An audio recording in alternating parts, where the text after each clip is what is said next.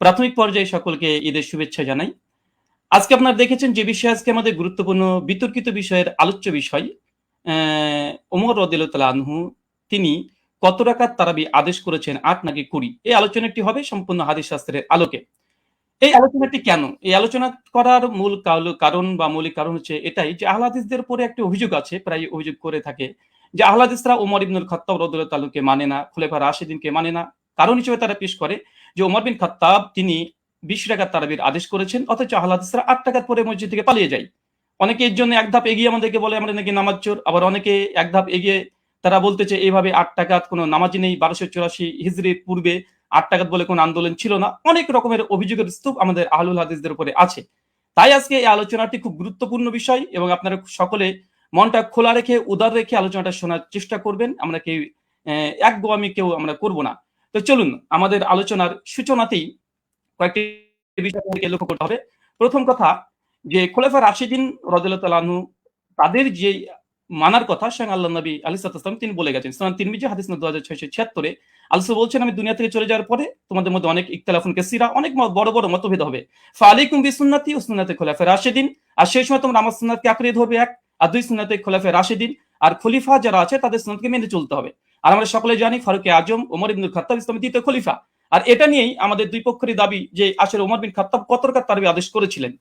চলুন এখানে ৩ নম্বর বিষয়, আমরা অনেকে অবগত আছি যে আল্লাহ রাসূল আলাইহিস সালাম তিনি মাত্র 3 দিন তারাবি জামাত করেছিলেন, তারপর স্থগিত থেকে যায়। পরবর্তী সময়তে ওমর বিন খাত্তাব রাদিয়াল্লাহু তাআলা আনহুর জামানাতে তিনি একদিন মসজিদ ভিজিট করে এসে দেখছেন যে মসজিদের মধ্যে মানুষ বিক্ষিপ্তভাবে নামাজে দাঁড়িয়ে আছে, নামাজ পড়ছে। এই কারণে ওমর বিন খাত্তাব রাদিয়াল্লাহু তাআলা আনহু উবাই বিন কাব, আপনার স্ক্রিনে দেখছেন সহিহ বুখারী হাদিস নম্বর 2010, এখানে উবাই বিন কাব রাদিয়াল্লাহু তাআলা আনহুকে তিনি তার নেতৃত্বে তিনি একটা তারাবি জামাত করে দিলেন। কিন্তু সহিহুল বুখারীর মধ্যে কত রাকাত এটা নেই, বরং জামাতের কথাটা এসেছে। এখন কত রাকাত এটা সহিহ বুখারীতে নেই, তার মানে কি হাদিস জগতে নেই? অবশ্যই আছে। চলুন কোথায় আছে আমরা একবার ঘুরে আসি। ৮ রাকাতের পক্ষে হাদিস, আমাদের প্রথম হাদিস, এটা হচ্ছে মুয়াত্তা মালিক, আপনারা দেখতে পাচ্ছেন 251 নম্বর হাদিস, এবং বিভিন্ন প্রকাশনীর ভিন্নতার কারণে হাদিস নাম্বার চেঞ্জ হয়ে যাবে। এখানে হাদিসটা পড়ার পূর্বে একটা কথা বলতে চাই, আজকে যে দলিল আমি পেশ করব ইনশাআল্লাহ সেই দলিলের মধ্যে কোনো দুর্বলতা ইনশাআল্লাহ থাকবে না। জি, আমি ব্যক্তি রাহুলের ক্ষেত্রে অনেক দুর্বলতা থাকতে পারে, আরবি ইবারত অনেক ভুল হতে পারে, কিন্তু ইনশাআল্লাহ যে দলিল দেব একদম পূর্ণিমার রাতের সূর্যের মতো চমৎকার, একদম চকচকে, সূর্যের মতো চকচকে করবে। কোনো এখানে একটা কালিমা লেপন করার মতো ইনশাআল্লাহ আজকে এই দলিল উপর আক্রমণ কেউ করতে পারবে না। আর করলে আমরা আহলে হাদিসের পক্ষ থেকে আমি মজুদ আছি খণ্ডন করার জন্য ইনশাআল্লাহ। চলুন হাদিসের সনদ এবং মতন আমরা একবার দেখে আসি এবং আপনারা দেখছেন। এখানে বলছেন দেখেন, আন হাদাসানা মালিক আন মুহাম্মদ বিন ইউসুফ আন সাইদ বিন ইয়াজিদ আন্নাহু ক্বাল। এখানে সনদের প্রথম অংশ আমরা দেখে নিয়েছি। এরপর বলছে আমারা ওমর ইবনুল খাত্তাব উবাই বিন কাবিন ও তামিম দারি, তারপরে বলছে আই ইয়াকুমু লিন্নাসি বিইহদা আশারাতা রাকা। এখানে উমর বিন খাত্তাব রাদিয়াল্লাহু তাআলা আনহু তিনি বলছেন, তিনি আদেশ করছেন আমারা ওমর বিন খাত্তাব তিনি আমর করছেন, আদেশ করছেন কাকে? উবাই বিন কাব আর তামিম দারিকে। কি আদেশ করছেন? যেন মানুষদেরকে নিয়ে তিনি 11 রাকাত তারাবির সালাত আদায় করে। এই হচ্ছে আহলে হাদিসদের প্রথম দলিল। আর এই দলিল দিয়েই আজকে আমাদের যে কেস, আমার যে কেস যে আমরা আহলে হাদিসরা 8 রাকাত তারাবি জামাতে পড়ি, এটা ওমর বিন খাত্তাব রাদিয়াল্লাহু তাআলা আনহু আদেশ করেছেন। আদেশ স্পষ্ট মজুদ আছে আলহামদুলিল্লাহ। এবং কাকে আদেশ করেছে? উবাই বিন কাব, তামিম দারিকে। এটা হচ্ছে আমাদের প্রথম দলিল, মুয়াত্তা মালিক 251 নম্বর হাদিস। এখানে লক্ষণীয় শুধু এই হাদিসটা যে মুয়াত্তা মালিকে এসেছে এমনটা নয়। এই হাদিসের তাখরিজ দেখেন সুনান কুবরা লি নাসাই হাদিস নাম্বার 4677 এই সনদ মালিক থেকে আসছে। 3 নম্বর আরেকটা আছে শারহু মানিল আল আসালি তহাবি। ইমাম তহাবি হানাফি মাযহাবের বিশেষ করে তিনি বড় ফকি এবং মুহাদ্দিস। হাদিস নাম্বার 1741 এ তিনিও সনদ সহকারে ইমাম মালিক থেকে এর থেকে পেশ করেছে। চতুর্থ প্রমাণ মারিফাতুস সুনান আল আসার লিল বাইহাকি, হাদিস নাম্বার 5413 তে ইমাম বাইহাকি আল মুতাফা 458 হিজরি তিনিও নিয়ে এসেছেন। আচ্ছা, তারপরে 5 নম্বর শারহুস সুন্নান লিল বাগাবি, চতুর্থ খণ্ডে 120 নম্বর পৃষ্ঠায় ইমাম মালিকের সূত্রে এই হাদিসটাকে তিনি নিয়ে এসেছেন। আরো যারা আপনারা দেখবেন মাদ্রাসাতে মিশকাত পড়তে হয়, না পড়লে কেউ তালিমি হতে পারে না। মিশকাত হাদিস নাম্বার 1302 এ আপনারা দেখতে পাচ্ছেন মুয়াত্তা মালিকের সনদ সহ এখানে মতনটাকে উল্লেখ করা হয়েছে। আর যারা দারসি নুসখা দেখতে চাচ্ছেন দেবন্দি থেকে প্রকাশনী, সেটা হচ্ছে প্রথম 115 নম্বর পৃষ্ঠায় লাইন নম্বর 9 থেকে 11 তে আপনারা দেখে নিতে পারবেন। আর এটা মিসকাতুল মাসাবি, যারা বাংলা দেখতে চান, অনেক বাংলা শ্রোতা আছে, আমার বক্তৃতার সত্যতা যাচাই করে নেবেন। মিসকাত আল মাসাবি হাদিস নাম্বার 1302 এ এটা আপনি পেয়ে যাবেন।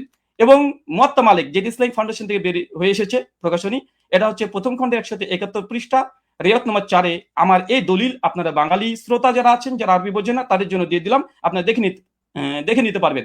চলুন, এই হাদিসের প্রথম দেখেন, আমি যে হাদিস আমরা মতন থেকে স্পষ্ট প্রমাণ পেয়েছি যে ওমর বিন খাত্তাব উবাই বিন কাব তামিম আদ-দারিকে তিনি 11 রাকাত তারাবির নির্দেশ দিয়েছে। আলহামদুলিল্লাহ, কেস ইজ ক্লোজড। আমাদের পক্ষে এই দলিল আমরা পেশ করেছি। এখন হচ্ছে এই সনদ কি?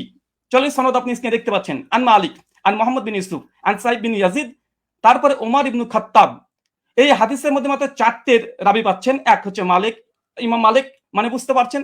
একবার দেখে নিন স্ক্রিনে। ইমাম মালিক, আলহামদুলিল্লাহ। ইমাম মালিক তো ইমাম মালিক, কে যারা করবে ইমাম মালিকের উপরে, আলহামদুলিল্লাহ। 2, তারপরে হচ্ছে মোহাম্মদ বিন ইউসুফ, ইনি একজন বিখ্যাত তাবেঈ, বিখ্যাত তাবেঈ। অনেক সাধারণ মানুষ তো মোহাম্মদ বিন ইউসুফকে না চিনতেও পারেন। তারপর 3 নম্বর রাবি আসছে কি? সাইদ বিন ইয়াজিদ। সাইদ বিন ইয়াজিদ আলহামদুলিল্লাহ তিনিও একজন সাহাবী। চতুর্থ রাবি তিনিও একজন সাহাবী, ওমর বিন খাত্তাব, আলহামদুলিল্লাহ। শুধু সাহাবী আর সাহাবী, আলহামদুলিল্লাহ, দুজন সাহাবী আর দুজন বড় ইমাম এই হাদিসটাকে রিওয়ায়াত করছে।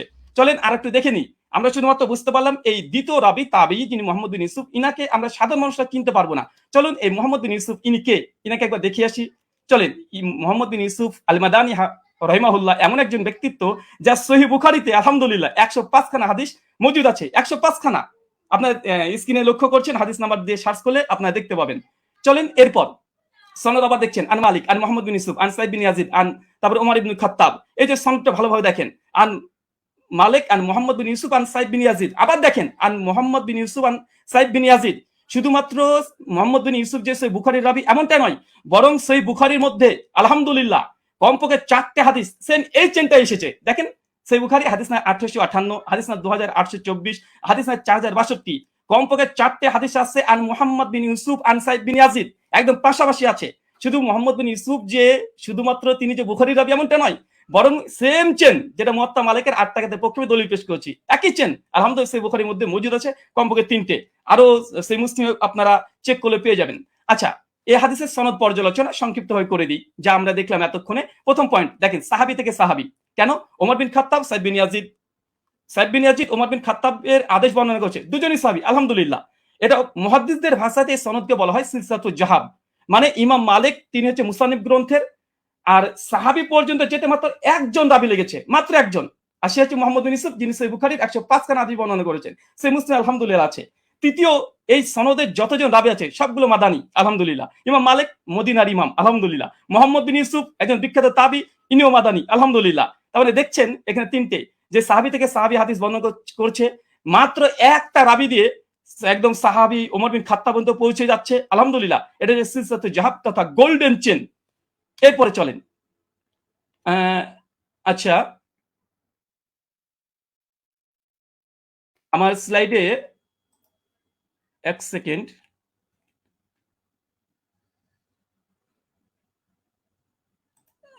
একটু থামতে হবে। আচ্ছা, ঠিক আছে। আচ্ছা, আমরা হচ্ছে আমি এই কেসটা প্রেজেন্ট করলাম। এখন আলী হোসেন ওসামা হাফিজাহুল্লাহর কাছে আমার কিছু প্রশ্ন এই মুয়াত্তা মালিকের হাদিস নিয়ে। প্রথম প্রশ্ন, আলী হোসেন ওসামার কাছে 8খানা প্রশ্ন করব। প্রথম, ওমর ইবনুল খাত্তাব রাদিয়াল্লাহু তাআলা আনহু 20 রাকাত তারাবির নির্দেশ দিয়েছেন মর্মে এমন একটি সহিহ হাদিস উপস্থাপন করুন যেই সনদ হাদিস শাস্ত্রের আলোকে সহিহ হবে এবং মুত্তাসিল হবে। সনদে কোনো দুর্বল রাবী যেন না থাকে, আর সনদ যেন মাঝখান থেকে বিচ্ছিন্ন না হয়ে যায়, মানে কোনো ইনকেতা না থাকে। প্রশ্ন নম্বর 2, মুয়াত্তা মালিকের যে সনদ আমরা দেখিয়েছি, যেটা সিলসিলাতুল জাহাব মুহাদ্দিসদের পরিভাষা অনুযায়ী ওমর ইবনুল খাত্তাব রাদিয়াল্লাহু তাআলা আনহু 20 রাকাত তারাবির নির্দেশ দিয়েছে। পয়েন্ট টু বি নোটেড, 20 রাকাত নির্দেশ দিয়েছে মর্মে এমন একটি বর্ণনা পেশ করুন যার সনদ সিলসিলাতুল জাহাব এই মানে উত্তীর্ণ হয়েছে। প্রশ্ন নম্বর 3, মুয়াত্তা মালিকের বর্ণনায় সমস্ত রাবী হচ্ছে মাদানী এবং একজন রাবীর উপরে আলহামদুলিল্লাহ যারা নেই, কোনো অভিযোগ নেই। ওমর ইবনুল খাত্তাব রাদিয়াল্লাহু তাআলা আনহু 20 রাকাতের নির্দেশ দিয়েছেন মর্মে এমন একটি বর্ণনা পেশ করুন যার সনদে সমস্ত রাবী মাদানী এবং কোন রাবীর ব্রাদার প্লিজ একটু আমি আপনি কিন্তু 20 রাকাতের বিষয়ে কোশ্চেন করছেন। পরবর্তীতে কিন্তু এটা এখন কি আপনি কোশ্চেনগুলো করবেন নাকি পরবর্তীতে করবেন? আমি 8 রাকাত তারাবি, হ্যাঁ আমি প্রশ্ন কেস প্রেজেন্ট তো প্রশ্ন করা যায়। আমি তো তার হাদিস বা দলিল নিয়ে কোনো পর্যালোচনা করছি না। জি অবশ্যই। জি, মুয়াত্তা মালিকের যে বর্ণনা পেশ করেছি এটা সমস্ত কোন রাবীর পরে সামান্য পরিমাণে যারা নেই। আমি এখানে প্রশ্ন, ওমর ইবনুল খাত্তাব রাদিয়াল্লাহু তাআলা থেকে এমন একটি 20 রাকাতের তারাবির দলিল আপনি পেশ করবেন যেখানে সমস্ত রাবী যতজন থাকবে তার উপরে কোনো মানে দুর্বলতা থাকবে না এমন একটা রিওয়ায়াত পেশ করবেন। প্রশ্ন নম্বর 4, মুয়াত্তা মালিকের 8 টাকাতে বর্ণনা সনদ বুখারী মুসলিমের শর্তেও সহিহ। প্রত্যেক রাবী বুখারী মুসলিমে, যেটা একটু আগে আপনাদেরকে আমি দেখিয়েছি। ঠিক ওমর ইবনুল খাত্তাব রাদিয়াল্লাহু আনহু 20 রাকাত তারাবি নির্দেশ দিয়েছেন মর্মে এমন একটি বর্ণনা পেশ করুন যেটা বুখারী মুসলিমের শর্তে উত্তীর্ণ হয়েছে। প্রশ্ন নম্বর 5, মুয়াত্তা মালিকের ডজন ডজন ব্যাখ্যা গ্রন্থ পৃথিবীতে বিদ্যমান আছে। মুয়াত্তা মালিকের একজন গ্রহণযোগ্য মুহাদ্দিসের অভিমত পেশ করুন যিনি মুয়াত্তা মালিকের 8 টাকাত হাদিসের ব্যাখ্যায় এটাকে মুজতারিব বা ইজতিরাব আছে বলে প্রত্যাখ্যান করেছে। কেন আমরা দেখি যে দেওবন্দি ওলামারা এবং বেরলভী ওলামারা, বিশেষ করে হানাফি ওলামারা, তারা এই 8 টাকাতে এই দলিলকে তারা ইজতিরাব বা মুজতারিব বলে বাতিল করার চেষ্টা করে। এখানে আমার একটা প্রশ্ন থাকবে, মুয়াত্তা মালিকের অনেকগুলো ব্যাখ্যা গ্রন্থ আছে, একজন গ্রহণযোগ্য মুহাদ্দিসদের মত দেবেন যে এই হাদিসটাকে ইতিপূর্বে তারা ইজতিরাবের দাবি করে বাতিল করেছে। আব্দুল বার রাহিমাহুল্লাহর ওয়াহম নয়, ইজতিরাব। আচ্ছা, প্রশ্ন নম্বর 6, দেওবন্দি মাদ্রাসা প্রতিষ্ঠা হবার আগে কিংবা 1284 হিজরির আগে এই হাদিসকে মুস্তারিব বলেছেন এমন একজন মুহাদ্দিসের অভিমত পেশ করুন।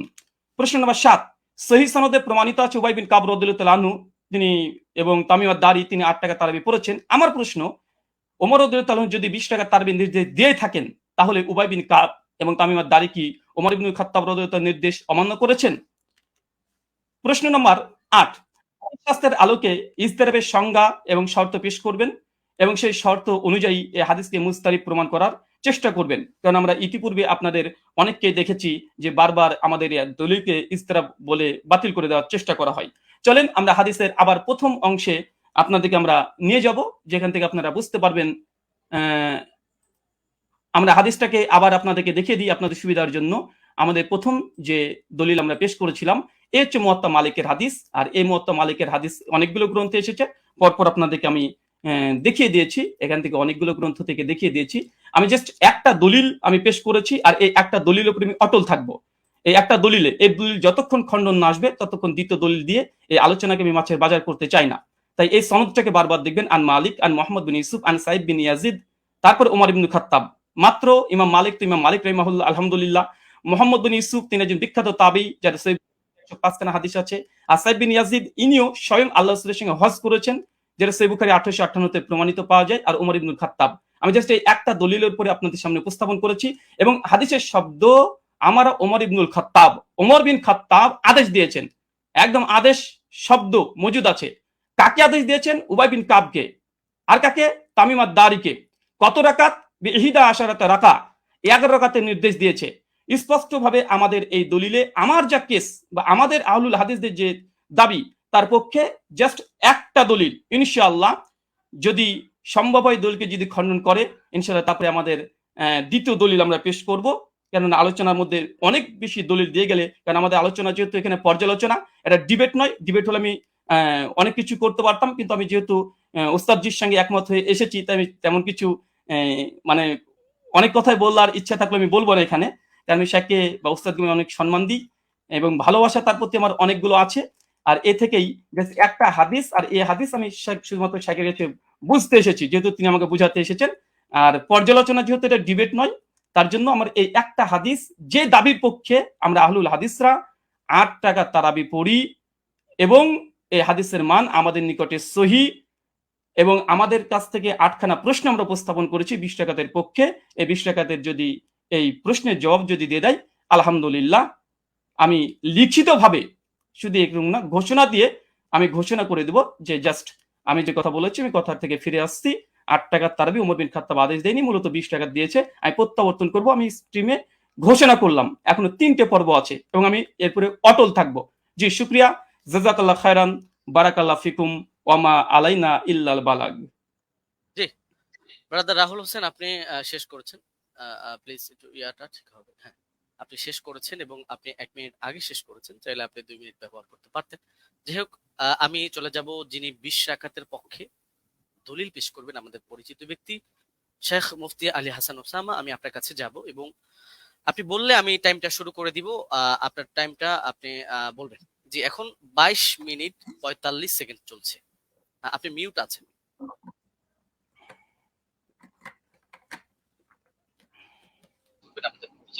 জি, শেখ মুফতি আলী হাসান ওসামা, আমি আপনার কাছে যাব এবং আপনার পাশে একটা ফোন বাজছে। আপনার পাশে আপনার আওয়াজটা শোনা যাচ্ছে। আপনার পাশে একটা ফোন চলছে। ফোনটা একটু অফ করুন বা অন্য কোনো একটা ডিভাইস চলছে। আওয়াজ কি শুনতে পাচ্ছেন আমার আওয়াজ? শুনতে পাচ্ছি।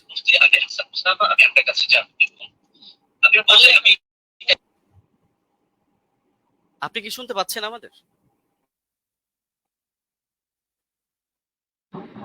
এখন আপনাকে শোনা যাচ্ছে। আপনাকে এখন শোনা যাচ্ছে। জি, ধন্যবাদ। শুরু করতে পারেন। জি, শুরু হ্যাঁ, করতে পারেন। হ্যাঁ, 23 মিনিট 40 সেকেন্ড থেকে আপনার স্টার্ট। জি। হামিদান ওয়া মুসাল্লিয়ান ওয়া মুসাল্লিমা আম্মা বা'দ।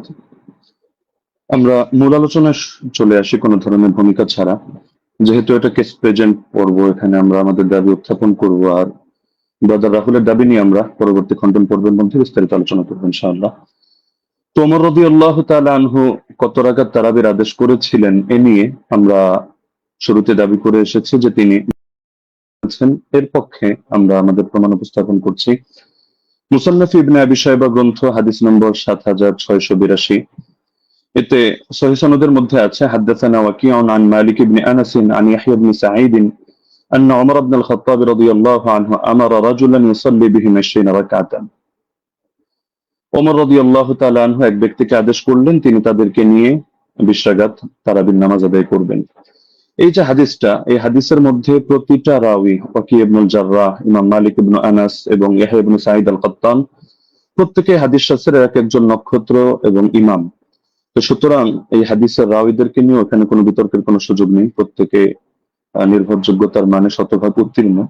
হ্যাঁ, এখন কারো কাছে একটা খটকা লাগতে পারে যে ইয়াহইয়া ইবনে সাঈদ আল কাত্তান রাহমাতুল্লাহি আলাইহি তিনি তো ওমর ইবনুল খাত্তাব রাদিয়াল্লাহু আনহু জামানা পাননি, তাহলে তো মনে হচ্ছে যে হাদিসটা বিচ্ছিন্ন হয়ে যাচ্ছে, সূত্র বিচ্ছিন্ন, অর্থাৎ মাঝখানে কোনো একজন বর্ণনাকারী বাদ পড়ে গেছেন এবং তার সূত্রে তিনি বর্ণনা করছেন।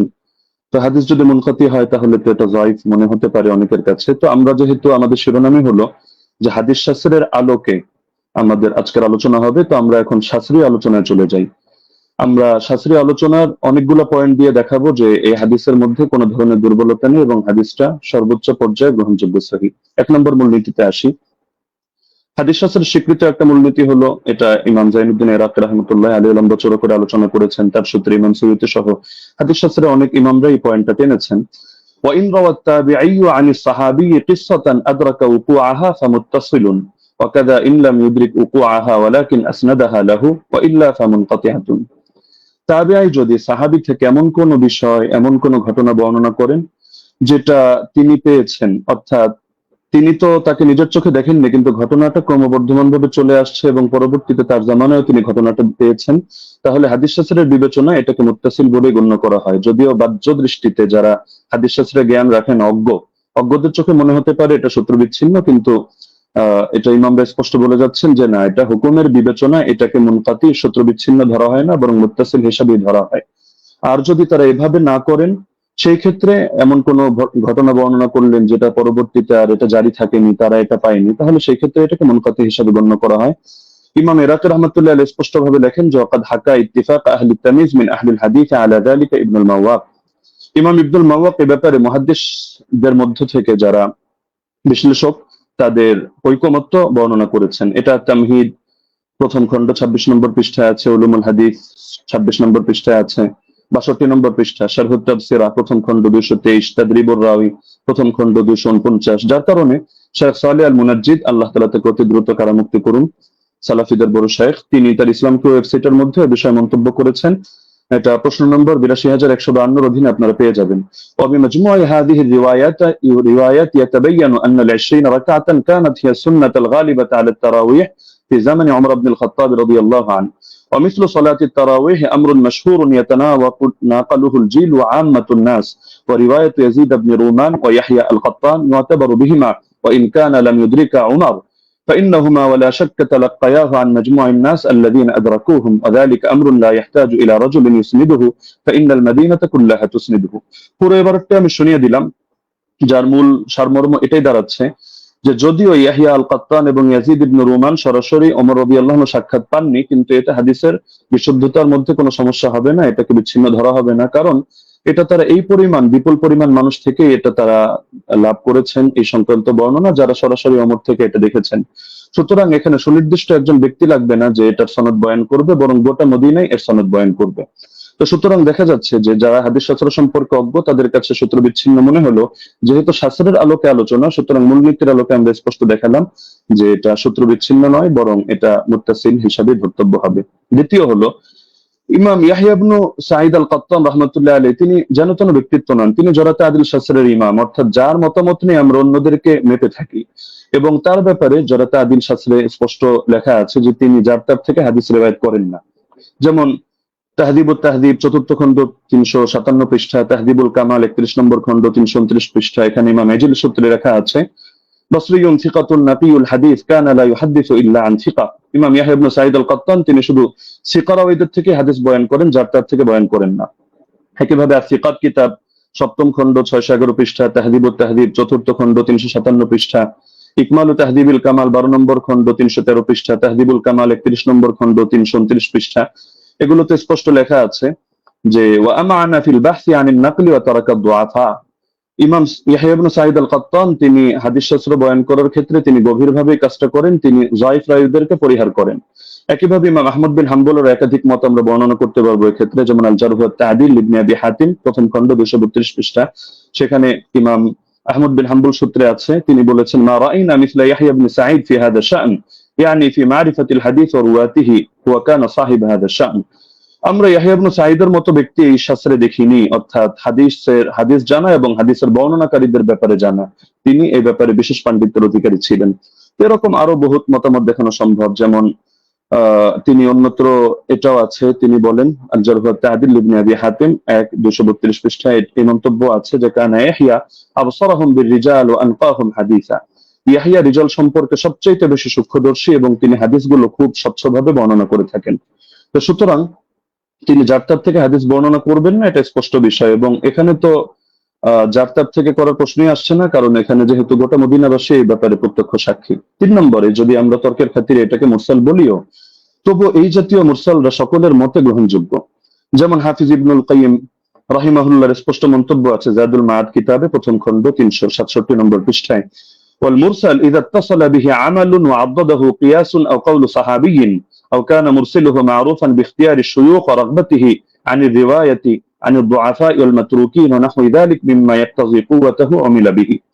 মুরসালের সঙ্গেও যদিও আমরা এটা মুরসাল বলছি না, তবে তর্কের খাতিরে যদি এটাকে মুরসাল ধরিও, সেই ক্ষেত্রে মন্তব্যটা উল্লেখ করছে যে মুরসালের সঙ্গে যদি আমল যুক্ত হয়, অর্থাৎ উম্মত এভাবে আমল করে, অথবা তিনি আরো পয়েন্ট টানলেন যে যদি এখানে মুরসালটা যার থেকে এসেছে, অর্থাৎ মুরসিল যিনি, তিনি যদি এ ব্যাপারে পরিচিত হন যে তিনি শায়খ খুব সুন্দরভাবে নির্বাচন করেন এবং বর্ণনা করার ক্ষেত্রে যায়িফ রাওয়ী মাতরুক রাওয়ীদেরকে তিনি পরিহার করে চলেন, তাহলে সেই ক্ষেত্রে মুরসালের আলোকে আমল করা হবে। এবং এটা ফুকাহায়ে কেরামের নিকট গ্রহণযোগ্য মূলনীতি। আল ইহকাম ফি উসুলিল আহকাম আমিদের কিতাবের মধ্যে স্পষ্ট আছে যে জাতীয় মুরসাল এটা ফাকাবিলাহু আবু হানিফা ওয়া মালিক ওয়া আহমদ ইবনে হাম্বল ফি আশহারি রিওয়ায়াতাইন আনহু। ইমাম আবু হানিফা গ্রহণ করেন, ইমাম মালিক গ্রহণ করেন, ইমাম আহমদ বিন হাম্বলের একটা প্রসিদ্ধ মত যেটা তার আলোকে দেখা যায় তিনিও গ্রহণ করেন। ঈসা ইবনে আবান রাহিমাহুল্লাহ তিনি একটু ভাগ করেন, তিনি শুধু ফাসালা ঈসা ইবনে আবান ফাকাবিলা মারাসিল আস-সাহাবা ওয়া তাবিঈন ওয়া তাবিঈত তাবিঈন ওয়া মান হুয়া মিন আইম্মাতিন নাকল মুতলাকান দুনা মান আদা হাউলা। তিনি সাহাবীদের মুরসাল গ্রহণ করেন, তাবেঈদেরটা করেন, তাবেঈদেরটা করেন, এবং যারা হাদিস শাস্ত্রের ইমাম তাদেরটা করেন, অন্যদেরটা করেন না। এটা মেনে নিলেও সমস্যা নেই, কারণ ইমাম ইয়াহইয়া আল কাত্তান তিনি হাদিস শাস্ত্রের ইমাম, তিনি যে ক্যাটাগরি বর্ণনা করেছেন এই ক্যাটাগরির মধ্যে আছেন। আর ইমাম শাফিঈর মত প্রসিদ্ধ, এটা আল ইহকাম কিতাবের মধ্যে আছে, একইভাবে নুজহাতুন নাযার ফি তাওদীহ নুখবাতিল ফিকার সেখানেও আছে। ইমাম শাফিঈ রাহমাতুল্লাহ আলাইহির বক্তব্যের মধ্যে স্পষ্ট দেখা যাচ্ছে যে তিনি বলেছেন যে মুরসাল যদি সাহাবীর মুরসাল হয় তাহলে তো গ্রহণযোগ্য, আর যদি এমন মুরসাল হয় আও মুরসালান قد اسنده غير مرسله او ارسله راو اخر يروي عن غير شيوخ الاول او عضده قول صحابي او قول اكثر اهل العلم او ان يكون المرسل قد عرف من حاله انه لا يرسل عمن فيه علة من جهالة او غيرها كمراسيل ابن المسيب فهو مقبول والا فلا، ووافقه على ذلك اكثر اصحابه والقاضي ابو بكر وجماعة من الفقهاء। ইমাম শাফিঈ রাহিমাহুল্লাহর মন্তব্য হচ্ছে যদি সাহাবীর মুরসাল না হয় এমন মুরসাল হয় যে মুরসালের সঙ্গে কিছু বিষয় যুক্ত থাকে, যেমন তিনি একটা উদাহরণ দিয়েছেন, যদি অধিকাংশ আহলে ইলমের বক্তব্য এর পক্ষে সমর্থন যোগায়, অর্থাৎ তারাও এই মতে পোষণ করেন। অথবা মুরসিলের গুণ হলো তিনি যাত্রার থেকে ইরসাল করেন না, বরং তিনি এমন কারো থেকে ইরসাল করা থেকে নিজেকে বিরত রাখেন যার মধ্যে কোনো দোষ আছে, সে মাঝুলি হোক, সে অন্য কোনো দোষে দোষী হোক, যেমন ইমাম সাঈদ ইবনে মুসাইয়্যিব রাহমাতুল্লাহ আলাইহি এগুলো তিনি গ্রহণ করে নেন। এটা আল ইহকাম আমিদি কিতাবের মধ্যে আছে। একইভাবে ইমাম নববী তার আল মাজমু শারহুল মুহাদ্দাবের 6 নম্বর খণ্ড 206 নম্বর পৃষ্ঠায় এটা বলেছেন, ইহতাজ্জু শাফিঈ বিল মুরসাল ইযা তাদাদা بأربعة أحد أربعة أمور إما حديث مسند وإما مرسل من طريق آخر وإما قول صحابي وإما قول أكثر العلماء। তো সময় যেহেতু কম, আমরা সব রেফারেন্স টানছি না, আরো কয়েকটা কিতাবের হাওয়ালা দিয়ে দিচ্ছি। উসুলুল বাজদাওয়ী 171 নম্বর পৃষ্ঠা, আল মানসুর লিজারকাশি শারহুল উমদা ইবনে তাইমিয়া তাহযীবুস সুনান আবি দাউদ ইত্যাদি কিতাবের মধ্যে এ ব্যাপারে আলোচনা আছে। এবার আসি, আমরা যদি সালাফি শায়খদের মূলনীতিও মেনে নিই, যেমন শায়খ আলবানী রাহিমাহুল্লাহকে এক্ষেত্রে আমরা উদাহরণ হিসেবে রাখতে পারি। তো শায়খ আলবানী রাহিমাহুল্লাহ প্রসিদ্ধ কিতাব সিলসিলাতুল আহাদিস সহিহা, এটা তো সকলের নিকটে পরিচিত। এখান থেকে 1422 নম্বর বর্ণনাটা আমি খুলে দেখার অনুরোধ করব। সেখানে দেখতে পাবেন আপনারা খুললে যে তিনি যে হাদিসটা বর্ণনা করেছেন একটা মুরসাল হাদিস, কিন্তু তিনি এটার ব্যাপারে মন্তব্য করছেন যে হাযা ইসনাদুল হাসান, এটা একটা হাসান সনদ। তবে ইল্লা আন্নাহু মুনকাতিউন বাইনা সুলাইমান ওয়া ইবনে আমরিন, তবে এটা সূত্র বিচ্ছিন্ন, মুনকাতি কার মাঝে, রাওয়ী সুলাইমান এবং রাওয়ী ইবনে আমরের মাঝে এখানে ইনকিতা আছে, সূত্র বিচ্ছিন্নতা আছে, কোন একজন বাদ পড়ে গেছে। তবে এটার পক্ষে এই তিনি একটা মুরসাল রিওয়ায়াত করে এর পক্ষে একটা যায়িফ হাদিস এনেছেন, যায়িফ রিওয়ায়াত, সেটা এনে তিনি মন্তব্য করছেন যে লাকিন্নাল হাদিসা বিমাজমু'ত তারিকাইনি হাসানুন, এই দুটো যায়িফ মিলে এটা হাসান হয়ে গিয়েছে, অর্থাৎ একটা মুরসাল আর একটা যায়িফ। তো মুরসালের পক্ষে তিনি যায়িফ হাদিস পেয়েও এটাকে হাসান হিসাবে সাব্যস্ত করে ফেলেছেন এবং শেষে মন্তব্য করেছেন ফামিসলুহু ইউস্তাশহাদু বিহি, এই ধরনের বর্ণনা দ্বারা এটা দলিল প্রদান করা যায়। ফাল হাদিসু বিহি সহিহুন ইনশাআল্লাহু তাআলা, এর দ্বারা হাদিসটা সহিহ হিসাবে সাব্যস্ত হবে ইনশাআল্লাহু তাআলা। তো শায়খ আলবানী রাহিমাহুল্লাহ এক্ষেত্রে যে কাজটা করলেন, আমরা তো এর চেয়ে আরো মজবুত কাজ করলেন। তিনি একেবারে একটা যায়িফ হাদিস এনে মুনকাতি একটা রিওয়ায়াতকে তিনি হাসান সনদ সাব্যস্ত করে হাদিসটাকে দলিলযোগ্য এবং সহিহ সাব্যস্ত করে ফেললেন। তো এ ব্যাপারে তো আর কোনো কিছু বলার অপেক্ষা রাখে না। তারপর চতুর্থ বিষয় হলো, সব ধারার ইমামগণই মেনে নিয়েছেন যে ওমর রাদিয়াল্লাহু আনহু 20 রাকাত তারাবির আদেশ করেছেন।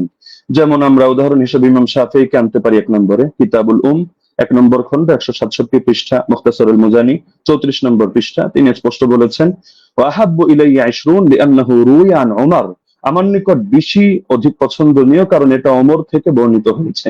ইমাম তিরমিজি রাহমাতুল্লাহি আলাইহি সুনানে তিরমিজি হাদিস নম্বর 806 দ্বিতীয় খন্ড 158 নম্বর পৃষ্ঠা, এখানেও আছে وأكثر أهل العلم على ما روي عن عمر وعلي وغيرهما من أصحاب النبي صلى الله عليه وسلم 20 ركعة, অধিকাংশ আহলে ইলম এই মতে পোষণ করেন যে তারাবি 20 রাকাত। কেন? কারণ এটা ওমর থেকে, আলী থেকে এবং নবীর অন্যান্য সাহাবীদের থেকে রাদিয়াল্লাহু আনহুম বর্ণিত হয়েছে। শেখ বিন বাজ রাহমাতুল্লাহি আলাইহি সালাফিদের গ্রহণযোগ্য ব্যক্তিত্ব, আমরা মহব্বত করি, তিনি বলেন মাজমুউল ফাতাওয়া 11 নম্বর খন্ড 322 নম্বর পৃষ্ঠা ওয়া সাবাতা আনহুম আন্নাহুম সাল্লু বিআমরিহি 23, তাদের থেকে প্রমাণিত রয়েছে যে তারা ওমরের আদেশে তারা 23 রাকাত নামাজ আদায় করেছেন। শেখ সালেহ আল মুনাজ্জিদ তিনি বলেন যা আল আমরু আন ওমর ইবনুল খাত্তাব রাদিয়াল্লাহু আনহু বিসালাতিল 20 রাকাতান, ওমর রাদিয়াল্লাহু আনহু থেকে 20 রাকাতের ব্যাপারে আদেশ এসেছে। তো সালাফি শায়খ হয়েও তারা বিষয়টা মেনে নিয়েছেন। তো এর পক্ষে আরো কিছু প্রাসঙ্গিক বর্ণনা আছে, যেটা শেখ সালেহ আল মুনাজ্জিদ তার islamqo.com এর মধ্যে অন্যান্য বর্ণনাগুলো এর পক্ষে প্রমাণ হিসেবে নিয়ে এসেছেন। সাইদ বিন ইয়াজিদের বর্ণনা, অন্যান্য বর্ণনা, সেটা আমরা আপাতত টানছি না, সেটা পরবর্তী আলোচনার মধ্যে আমরা আনবো। হ্যাঁ, লাস্ট যে পয়েন্টটা আমি বলবো যে আমরা তো স্পষ্টভাবে দেখালাম যে এর সনদের মধ্যেও দুর্বলতা নেই, মতনের মধ্যেও দুর্বলতা নেই। আর ইমামরা তো স্পষ্টভাবে বলে গিয়েছেন, যেমন খতিব বাগদাদি রাহমাতুল্লাহ আলাইহি এবং হাফিজ ইবনুল কাইয়িম রাহিমাহুল্লাহ বলে গিয়েছেন, কোন হাদিসের উপর যদি উম্মতের আমল থাকে, আল ফাকি ওয়াল মুতাফাক্কি 1 নম্বর খন্ড 473 পৃষ্ঠা আর রূহ 21 নম্বর পৃষ্ঠা, তাহলে সেই হাদিসটা অবশ্যই গ্রহণযোগ্য হবে। এক্ষেত্রে আরো স্পষ্ট বক্তব্য আমরা ইমাম সুয়ুতিরটা উল্লেখ করি, তিনি তাদরিবুর রাওয়ী কিতাবের মধ্যে এনেছেন 34 নম্বর পৃষ্ঠা, ইহকামু লিল হাদিস বিসিহহা, হাদিসের ব্যাপারে সহিহ হুকুম দেওয়া হবে ইযা তালাক্কাহুন নাসু বিল কবুল, যখন উম্মত সেটাকে কবুল করে নিবে এবং সেটা গ্রহণ করবে। ওয়া ইল্লাম ইয়াকুন লাহু ইসনাদুন সহিহ, এমনকি যদি তার সহিহ সনদ নাও থাকে তবুও হাদিসটা গ্রহণযোগ্য হবে। এমনকি হাফিজ ইবনে হাজার আসকালানী রাহমাতুল্লাহ আলাইহি আন-নুকাত আলা কিতাবি মুকদ্দিমাত ইবনে সালাহর মধ্যে স্পষ্ট এনেছেন। এটা আপনারা আন-নুকাত আলা কিতাব ইবনে সালাহর মধ্যে প্রথম খন্ড 494 495 পৃষ্ঠায় পাবেন যে মিন জুমলাতি সিফাতিল কাবুল আল্লাতি লাম ইয়াতাআররাজ লাহা শাইখুনা ইয়াকসিদু জাইনাদ্দিন আল ইরাকি আন ইয়াত্তাফিক আল উলামা আলা আল আমাল বিমাদলুল হাদিস ফাইন্নাহু ইউকবালু হাত্তা ইয়াজিব আল আমালু বিহি ওয়া ক্বাদ সাররাহা বিযালিকা জামাআতুন মিন আইম্মাতিল উসুল। হাদিস গ্রহণযোগ্য হয় যে সমস্ত গুণের কারণে। এর অন্যতম একটা গুণ হলো যে আলেমরা এই হাদিসের বক্তব্যের আলোকে আমল করার ব্যাপারে একমত হয়ে যান। তো এরকম যদি হয় তাহলে সেই হাদিসটা অবশ্যই কবুল হয় এবং তার দ্বারা আমল করা আবশ্যক হয়ে যায়। এটা হাদিসের মূলনীতি সংক্রান্ত আলোচনা যারা করেছেন যে ইমামরা তারা স্পষ্টভাবে এই ব্যাপারে বক্তব্য দিয়েছেন। তো এটা হাফিজ ইবনে হাজার আসকালানী রাহমাতুল্লাহ এর বক্তব্য।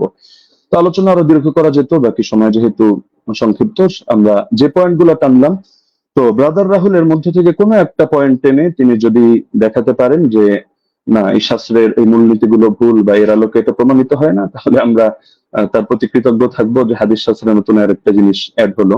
তো সুতরাং আমরা শাস্ত্রের আলোকে দেখিয়ে দিলাম যে না ইমাম ওমর রাদিয়াল্লাহু তাআলা আনহু তিনি বিশ রাকাত তারাবির আদেশ করেছেন। জাযাকুমুল্লাহু খাইরান। জি, আপনাকে অনেক অনেক ধন্যবাদ মুফতি আলী হাসান ওসামা। আপনি যথাসময়ে শেষ করেছেন। বাদ বাকি আমি এখানেও বলে দিই যে 10 সেকেন্ড আমাদের কস হয়েছে। 10 সেকেন্ড ওসামা সাহেব বেশি পেয়েছেন। বাদ বাকি আমাদের এটা নিয়ে কোনো সে নেই আশা করি। যাই হোক, আমরা এখন যাব খণ্ডন পর্বে, এবং খণ্ডন পর্বে প্রথম 15 মিনিট আলোচনা করবেন মোহতারাম ব্রাদার রাহুল হোসেন, এবং আমি আপনার কাছে যাব, আপনি বললে আমি আপনার টাইমটা শুরু করব। আপনি মিউট হয়ে আছেন। জি, একটা স্লাইড আমি পাঠিয়েছি, এটা শো করতে হবে। স্লাইড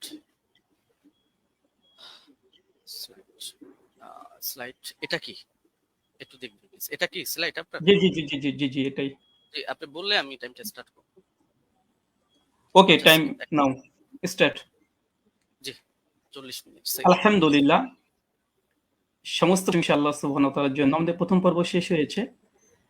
তো মূল বিষয় হচ্ছে এতক্ষণ আপনারা দেখলেন যে আমাদের উস্তাদজি তিনি তার প্রেজেন্টেশনে 20 রাকাত তারাবির পক্ষে তিনি দলিল উপস্থাপন করেছেন। তবে আমি হতাশ হয়েছি। হতাশ এই জন্য হয়েছি যে 8 রাকাতের পক্ষে আমরা যে হাদিসটা পেশ করেছি মুয়াত্তা মালিক থেকে মাত্র 4টে সনদে, সনদের মধ্যে না কোনো দুর্বলতা আছে, না সনদের মধ্যে কোনো রাবির উপরে আপত্তি আছে, না সনদের মধ্যে কোনো ইনকেতা সূত্র বিচ্ছিন্ন হয়েছে। এবং আমি ওস্তাদজিকে আমার 8টা প্রশ্নের মধ্যে 5 নম্বর প্রশ্ন ছিল এইটা যে এমন একটি দলিল পেশ করবেন যেখানে সূত্র কোনো ছিন্ন হয়নি, বিচ্ছিন্ন হয়নি, ইনকেতা নেই, সনের মধ্যে কোনো মুনকাতি কোনো সনদ পেশ করবেন না। দুর্ভাগ্যজনক হলে সত্য কথা, আজকে তিনি প্রথম যে দলিলটা পেশ করেছেন তিনি একটা মুনকাতি একটা দলিল পেশ করেছেন, সূত্র বিচ্ছিন্ন একটা দলিল পেশ করেছেন। এবং এখানে ইয়াহিয়া সাইদ আল কাত্তান থেকে যে রাত পেশ করেছে মুসান্নাফ ইবনে আবি শাইবা থেকে আপনারা দেখেছেন। তো এখানে মুসান্নাফ ইবনে আবি শাইবাতে ইয়াহিয়া সাইদ আল কাত্তান তিনি দাবি করছেন বা বলছেন ইবনে ইয়াজিদ থেকে যে ওমর রাদিয়াল্লাহু তাআলা জামানায় 20 রাকাত তারাবির আদেশ দিয়েছে। আমার প্রশ্ন আবারও 9 নম্বর প্রশ্ন একটা যোগ হয়ে গেল। কাকে আদেশ করেছে? কাকে নাম বলতে হবে। মুয়াত্তা মালিকের রিওয়ায়াতে পরিষ্কারভাবে আছে। কাকে আদেশ করেছিলেন? 8 রাকাতের পক্ষে ওমর বিন খাত্তাব, সেটা হচ্ছে উবাই বিন কাব আর তামিম আদ-দারিকে। উস্তাদজি যে 20 রাকাতের আদেশের ওমর বিন খাত্তাব থেকে নিয়ে এসেছে, প্রথমটা সনদটা ইনকেতা আছে, সূত্র বিচ্ছিন্ন।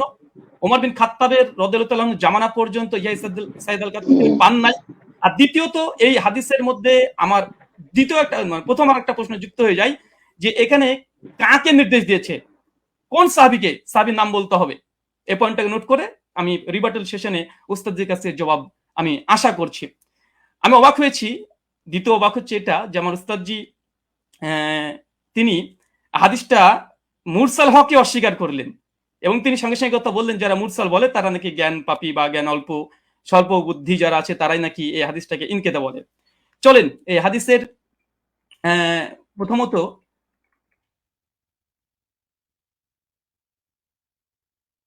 আচ্ছা প্রথম হচ্ছে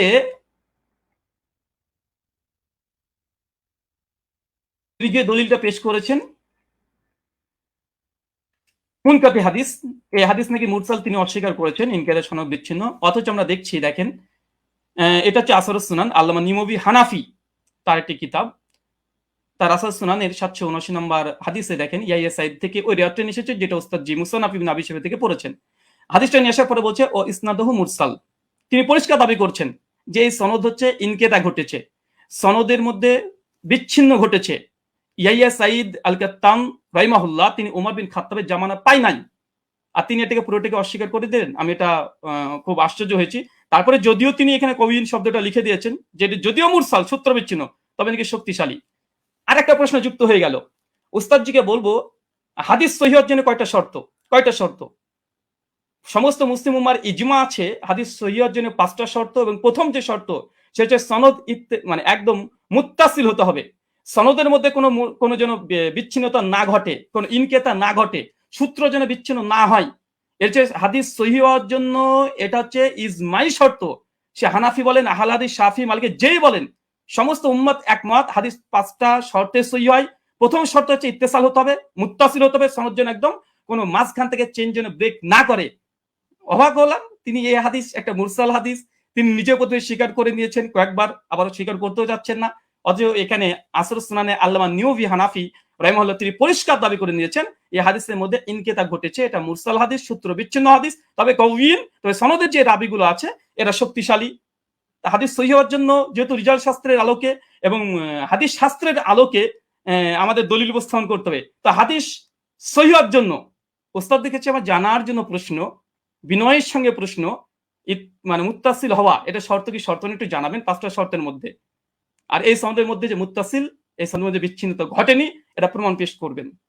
চলুন, এই দেখেন ইয়াহিয়া সাইদ আল আনসারীর এই বর্ণনাকে বাংলাদেশের জগৎ বিখ্যাত আমাদের আলী হোসেন ওসামা জিরো ওস্তাদ জি হবে আমার জানা মতে, না হলেও রুহানি উস্তাদ হবে।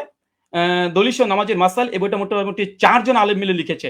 এক মৌলানা তামিদুল মাওলা, আব্দুল মালিক সাহেব, আব্দুল মতিন সাহেব এবং আবু আকাস মৌলানা, 4 জন মিলে বইটাকে রচনা করেছে। এই তারাবির মাসালাতে 410 নম্বর এবং 411 নম্বর পৃষ্ঠাতে এই দলিলটা নিয়ে এসেছে।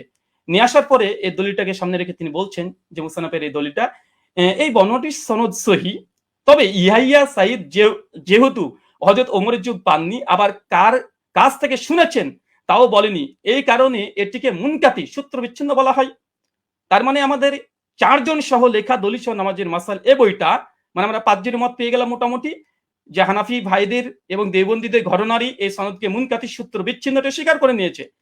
যদি এরা যদি মূর্খ হয়, আল্লাহু আলম বিসওয়াব, হতে পারে, আমি এখানে কোনো কমেন্ট করব না।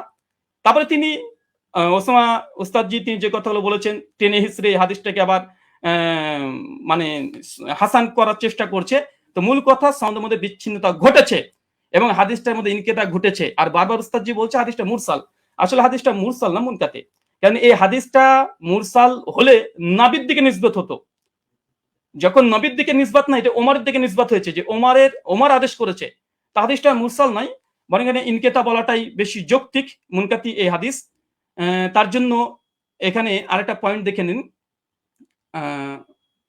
মুনকাতে হাদিসের ব্যাপারে উস্তাদজি অনেকগুলোই দলিল উপস্থাপন করলেন এবং বিভিন্ন আলেমদের ফতোয়া তিনি নকল করে বোঝানোর চেষ্টা করছিলেন বারবার, যে দেখেন মুনকাতে হাদিসকে অনেকে হাদিসে বা মুরসাল হাদিসকে অনেকেই সহিহ বলার চেষ্টা করছে, এমনকি শেখ আলবানিও বলার চেষ্টা করেছে।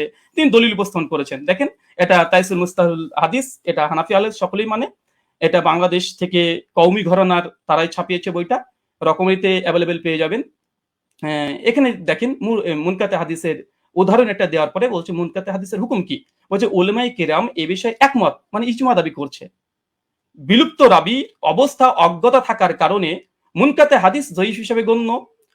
এখানে একটা সংক্ষিপ্ত সাধারণ শ্রোতার জন্য বলি যে ইয়াহিয়া সাইদ আল কাত্তান তার ওমর বিন খাত্তাবের জামানায় পায়নি। ওমর বিন খাত্তাবের মৃত্যুর প্রায় 40 থেকে 50 বছর পর এই রাবি জন্মগ্রহণ করেছে। ওমর বিন খাত্তাব জামানায় পায়নি। তিনি কিভাবে বলে দিলেন যে ওমরের জামানাতে অমুক ব্যক্তি, আবার নাম উল্লেখ নেই যে কাকে নির্দেশ দিয়েছে, নাম উল্লেখ নেই হাদিসে যে 20 টাকাতের আদেশ করেছে। এখন যদি কেউ দাবি করে যে পাকিস্তানি আমলে ব্রিটিশদের সঙ্গে অমুক ব্যক্তি এবিসি ও দালালি করেছে, আজকের যুগের কোনো মানুষ যদি দাবি করে দেয়, হয়তো তার যুগও আমি পাইনি, পাকিস্তানি আমল আমি পাইনি, যে দাবি করে দেয়, এই দাবিটা কেমন যৌক্তিক হতে পারে? ঠিক এই হাদিসের সঙ্গে সেটাই ঘটেছে। যিনি বর্ণনা করছেন ওনার সঙ্গে ওমর বিন খাত্তাবের জামানায় তিনি পাননি। ওমর বিন খাত্তাবের মৃত্যুর প্রায় 40 থেকে 50 বছর পর এই ব্যক্তির জন্মগ্রহণ করা হচ্ছে। আর মুনকাতে হাদিসের, এটা মুস্তালাহুল হাদিসের স্পষ্ট দলিল এখানে বিদ্যমান যে মুনকাতে হাদিস এটা জয়ীফ হয়। আচ্ছা, এরপর একটা দেখেন মুরসাল হাদিস বিষয়েও এই মুস্তালাহুল হাদিসের মধ্যে আসছে পরিষ্কার ভাবে। কি বলছে দেখেন, উসুলবিদের দৃষ্টিতে মুরসাল এর অর্থ ব্যাপক। তাদের নিকটে প্রতিটি মুনকাতি রিওয়ায়াত মুরসাল, মানে এটা ইস্তাহাল হিসাবে অনেকেই মুনকাতিকে মুরসাল ব্যবহার করে ইস্তাহাল হিসাবে, কিন্তু হুকুম হিসাবে নয়। এরপর বলছে দেখেন, সনদের যে কোনো স্তর থেকে রাবি বাদ পড়ুক না কেন, খতিব বাগদাদির অভিমত হচ্ছে এটা। এরপরে হুকুম বলছে, কি বলছে দেখেন, যে প্রকৃতপক্ষে মুরসাল হাদিসে জয়ীফ, যদি উস্তাদজি এটা অস্বীকার করতেন না, এটা মুনকাতে হাদিস না, এটা মুরসাল হাদিস, যদি অস্বীকার করে দিয়েছিলেন, তাদের ঘর থেকে দেখা হচ্ছে হাদিসটা তারা মুনকাতে স্বীকার করে নিয়েছে, দৈশ নামাজের মাসালাতে মুনকাতে স্বীকার করেছে, আর আসার সুনাতে নিমবি তিনি মুরসাল স্বীকার করে নিয়েছেন। আচ্ছা, তারপরেও যদি ওসামা সাহেব বারবার এটাকে মুরসাল, এটা অস্বীকার করেও এটা নিয়েই বারবার আলোচনা করে মুরসাল হাদিস, মুরসাল হাদিসের ব্যাপারে হুকুম কি দিচ্ছে দেখেন, যে প্রকৃতপক্ষে মুরসাল হাদিসের জয়ীফ এবং বর্জনীয়, পরিষ্কার। আচ্ছা চলেন, এটা সহিহ মুসলিম মুকদ্দমা উঠে দেখবেন, মুকদ্দমা উঠে দেখবেন, এটা ইসলামিক সেন্টার থেকে ছাপানো, আরবিটাও আপনারা ভালোভাবে পড়তে পারবেন। এবং এখানে ইমাম মুসলিম রাহিমাহুল্লাহ তিনি পরিষ্কার মুরসাল হাদিসের একটা বাব কায়েম করেছে। বাব কায়েম করার পরে ইমাম মুসলিম সহিহ মুসলিম রচনার পূর্বে মুকদ্দমা শুধু উসুল হাদিস দিয়ে তিনি একদম পালাতে রেখেছেন, তার মধ্যে মুরসাল আলোচনা করতে গিয়ে তিনি বলছেন যে মুরসাল রিওয়ায়াত হাদিস সময়ের ব্যাপারে আমাদের মুহাদ্দিসদের, মানে মুহাদ্দিসগণের কেরামের অভিমত হচ্ছে মুরসাল হাদিস হুজ্জাত দলিল হিসেবে পরিগণিত হবে না। মানে কোন হাদিসের সনদের মধ্যে যদি বিচ্ছিন্ন ঘটে, যেটা আমাদের উস্তাদ যে আজকে দলিল পেশ করেছে, তাহলে সেটা কোনোভাবে হিসেবে গ্রহণযোগ্য নয়। সর্বশেষে বলছে ফলে তা মুরসাল হওয়ার সম্ভাবনায় আমাদের নিকটে হুজ্জত বা দলিল হিসেবে পরিগণিত হবে না। এবং ইমাম মুসলিম রাহিমাহুল্লাহ তিনি বলছেন মুরসাল হাদিস হোক, সনদ যদি বিচ্ছিন্ন ঘটে যায়, এই হাদিস সহিহ নয়, এটা বর্জনীয়, এটা যায়িফ, এটা মারদুদ। এবং হাদিস সহিহ অর্জনের যে 5টা শর্ত, ইজমা আছে, এরপরে ইজমা দাবি করলাম, ইজমা আছে। প্রথম শর্ত হচ্ছে যে মুত্তাসিল হতে হবে। আচ্ছা, এখানে দেখেন উনি আলবানী রাহিমাহুল্লাহর এই সুলাইমান আর তাউসের একটা রিওয়ায়াত নিয়ে এসে বলছেন যে আলবানী দেখো তোমাদের ঘরে আলবানী একটা মুরসাল হাদিসকে হুজ্জাত গ্রহণ করে নিয়েছে।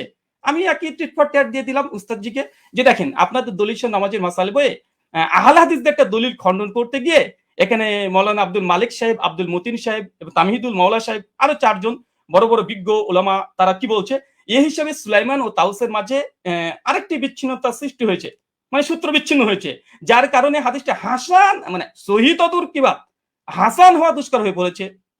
এটা আমাদের দেওবন্দি বাংলাদেশি ওলামা মাশায়েখ যারা আছেন, বিশেষ করে কওমি ঘরানার, তাদের যারা লিখেছে ওটা একদম সকলে মাথার ওপরে তারা। তা আলবানী যেমন দলিল দিয়েছিল, আমি পাল্টা একটা দলিল দিয়ে দিলাম।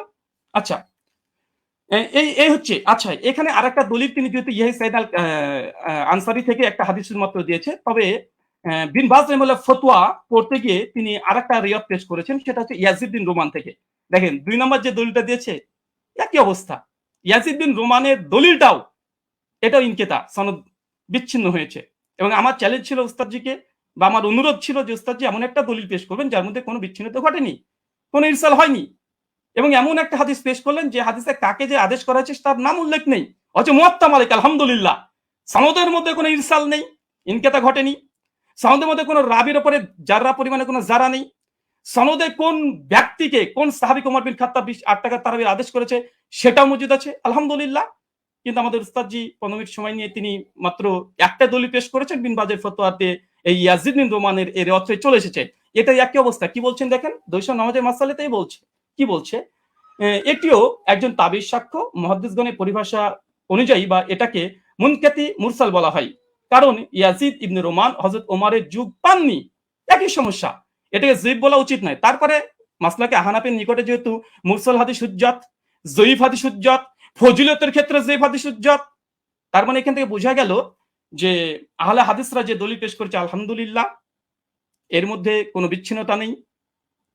আমাদের হানাফি ভাইদের পক্ষ থেকে যে দলিলটা আমরা পেয়েছি প্রথম পর্বেই, কারণ প্রথম দলিল মানে মজবুত দলিল দেয় মানুষ, প্রথম যেটা দেয় সেটা মজবুতই দেয়, কিন্তু দুর্ভাগ্য সনদের মধ্যে বিচ্ছিন্নতা ঘটে গেছে, সনদের মধ্যে ইনকেতা ঘটে গেছে, মাকড়সার জালের মতো দুর্বল একটা সনদ দিয়ে এটাকে আজকে দাবি হিসাবে দলিল পেশ করা, ওস্তাদজির কাছে আমি বিষয়টা একটু কেমন ভাবে মনে হচ্ছে, যেটা কেমন ঘটে গেল, যে প্রথম সনদেই এরকম একটা ঘটনা ঘটে যাবে। আচ্ছা, 2 নম্বর, আমার উস্তাদজি জাস্ট 2টো দলিলই পেশ করেছে তার প্রেজেন্টেশনে, 2টো দলিল এখানে আমি খণ্ডন করেছি। তাছাড়া তিনি আদার্স যে কথা না, তিনি তেমন কোনো কথা বলেনি 2টো হাদিস নিয়ে, আর মুনকাতে হাদিস হুজ্জাত বা মুরসাল হাদিস হুজ্জাত তিনি এই বিষয়ে পরে কথা বলতে চেয়েছেন। আমিও দেখিয়েছি যে ইমাম মুসলিমের নিকটে মুরসাল মুনকাতে হাদিস মানে গ্রহণযোগ্য নয়। তাছাড়া দলিল নামাজের মাসালাতে স্বয়ং আব্দুল মতিন সাহেব একটা সূত্র বিচ্ছিন্ন হওয়ার কারণে আহলেসের একটা দলিলকে বাতিল ঘোষণা করে দিয়েছে, হাসান হওয়া দুষ্কর বলে দিয়েছে। আর তৃতীয়ত মুস্তালাহুল হাদিসের গ্রন্থে যেগুলো লেখা আছে যে মুনকাতে হাদিস বা মুরসাল হাদিস সূত্র বিচ্ছিন্নতা হওয়ার কারণে কার কাছ থেকে শুনেছে এটা যেহেতু আমাদের কাছে জানা নেই, এই জন্য এই হাদিসটা মুহাদ্দিসদের নিকটে এটা যায়িফ, এটা মারদুদ। এবং আমি একটা প্রশ্ন করে দিয়েছি ওস্তাদ, যে এটা এড়িয়ে যাবেন না, যেহেতু এবার রিবার্টাল সেশন আপনার এড়িয়ে যাবেন না, একটা প্রশ্ন আপনার মানে কাঁধের উপরে আছে এবং যেই মানে আমি চেয়েছি যেমন ভাবে তলব করেছি দেওয়ার চেষ্টা করবেন, এবং হাদিস সহিহ হওয়ার জন্য সনদ মুত্তাসিল হওয়া প্রয়োজন কি প্রয়োজন না, এটা প্লিজ দিয়ে আলোচনা শুরু করবেন। আমি আবার আপনাকে 1.5 মিনিট আগে ছেড়ে দিলাম, কেন আপনি জাস্ট দুটো দলিল পেশ করেছেন। শুকরিয়া, ধন্যবাদ, জাযাকাল্লাহ খায়রান, বারাকাল্লাহ ফিকুম। জি ব্রাদার রাহুল হোসেন, আপনাকে অনেক অনেক ধন্যবাদ। খণ্ডন পর্বে আপনি আপনার প্রথম আলোচনাটি শেষ করেছেন, যথাসময়ে শেষ করেছেন এবং আগেই শেষ করেছেন। যেহেতু আমি চলে যাব খণ্ডনের দ্বিতীয় আলোচক যিনি মুফতি শেখ আলী হাসান ওসমান আপনার কাছে, এবং আপনি বললে আমি আপনার টাইমটা শুরু করে দেব। জি একটু দর্শকদের উদ্দেশ্যে বলবো, দর্শক যারাই দেখছেন অবশ্যই প্রোগ্রামটি শেয়ার করে অন্যকে দেখার জন্য সুযোগ করে দিবেন ইনশাআল্লাহ। জি আলী হাসান ওসমান আপনার কাছে যাচ্ছি,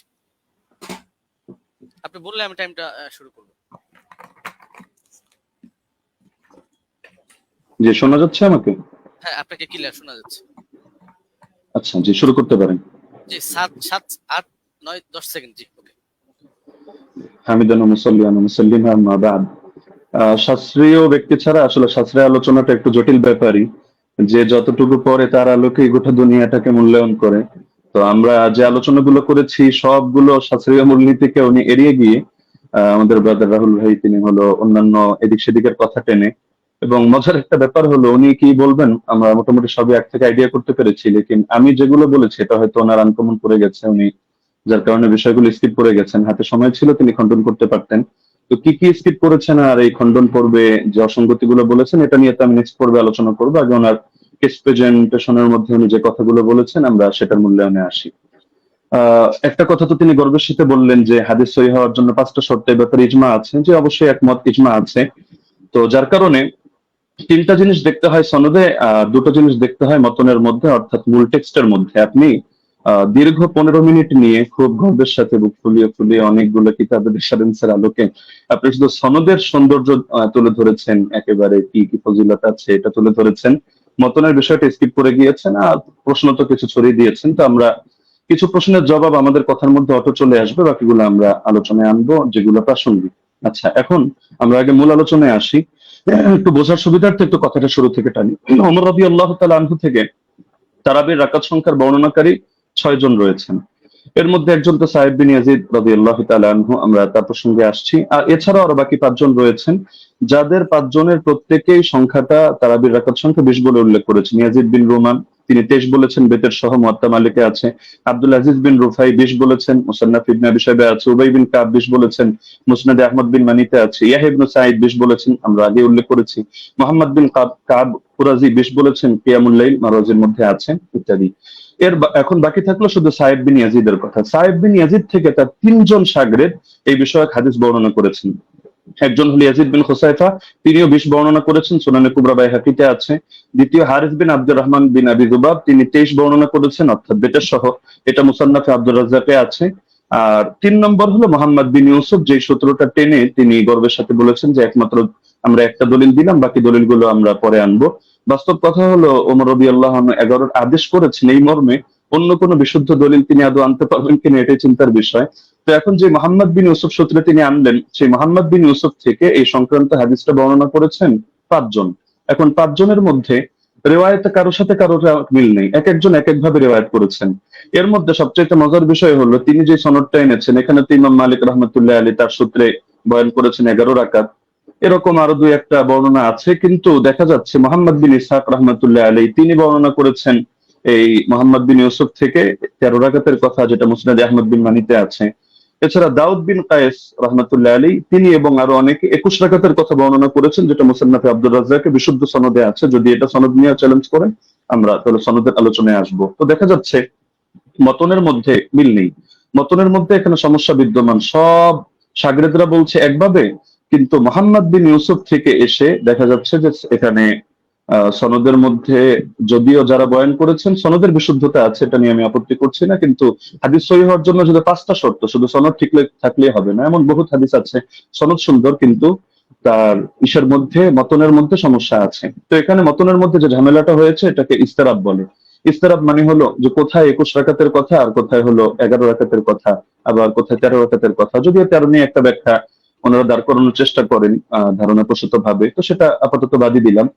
তো 21 রাকাত আর 11 রাকাত সম্পূর্ণ ভিন্ন কথা, কিন্তু মূল বর্ণনাকারী একজন। তো এখন হাদিসের মধ্যে যদি ইস্তেরাব করে দেওয়া হয় তাহলে হাদিসটা দুর্বল হয়ে যায়। এটা তাদরিবুর রাওয়ি বিশরহি তাকরিবুন নাওয়াবী পৃষ্ঠা 133 এর মধ্যে স্পষ্টভাবে লেখা আছে, আল ইস্তেরাব ইউজিবু দাফাল হাদিস।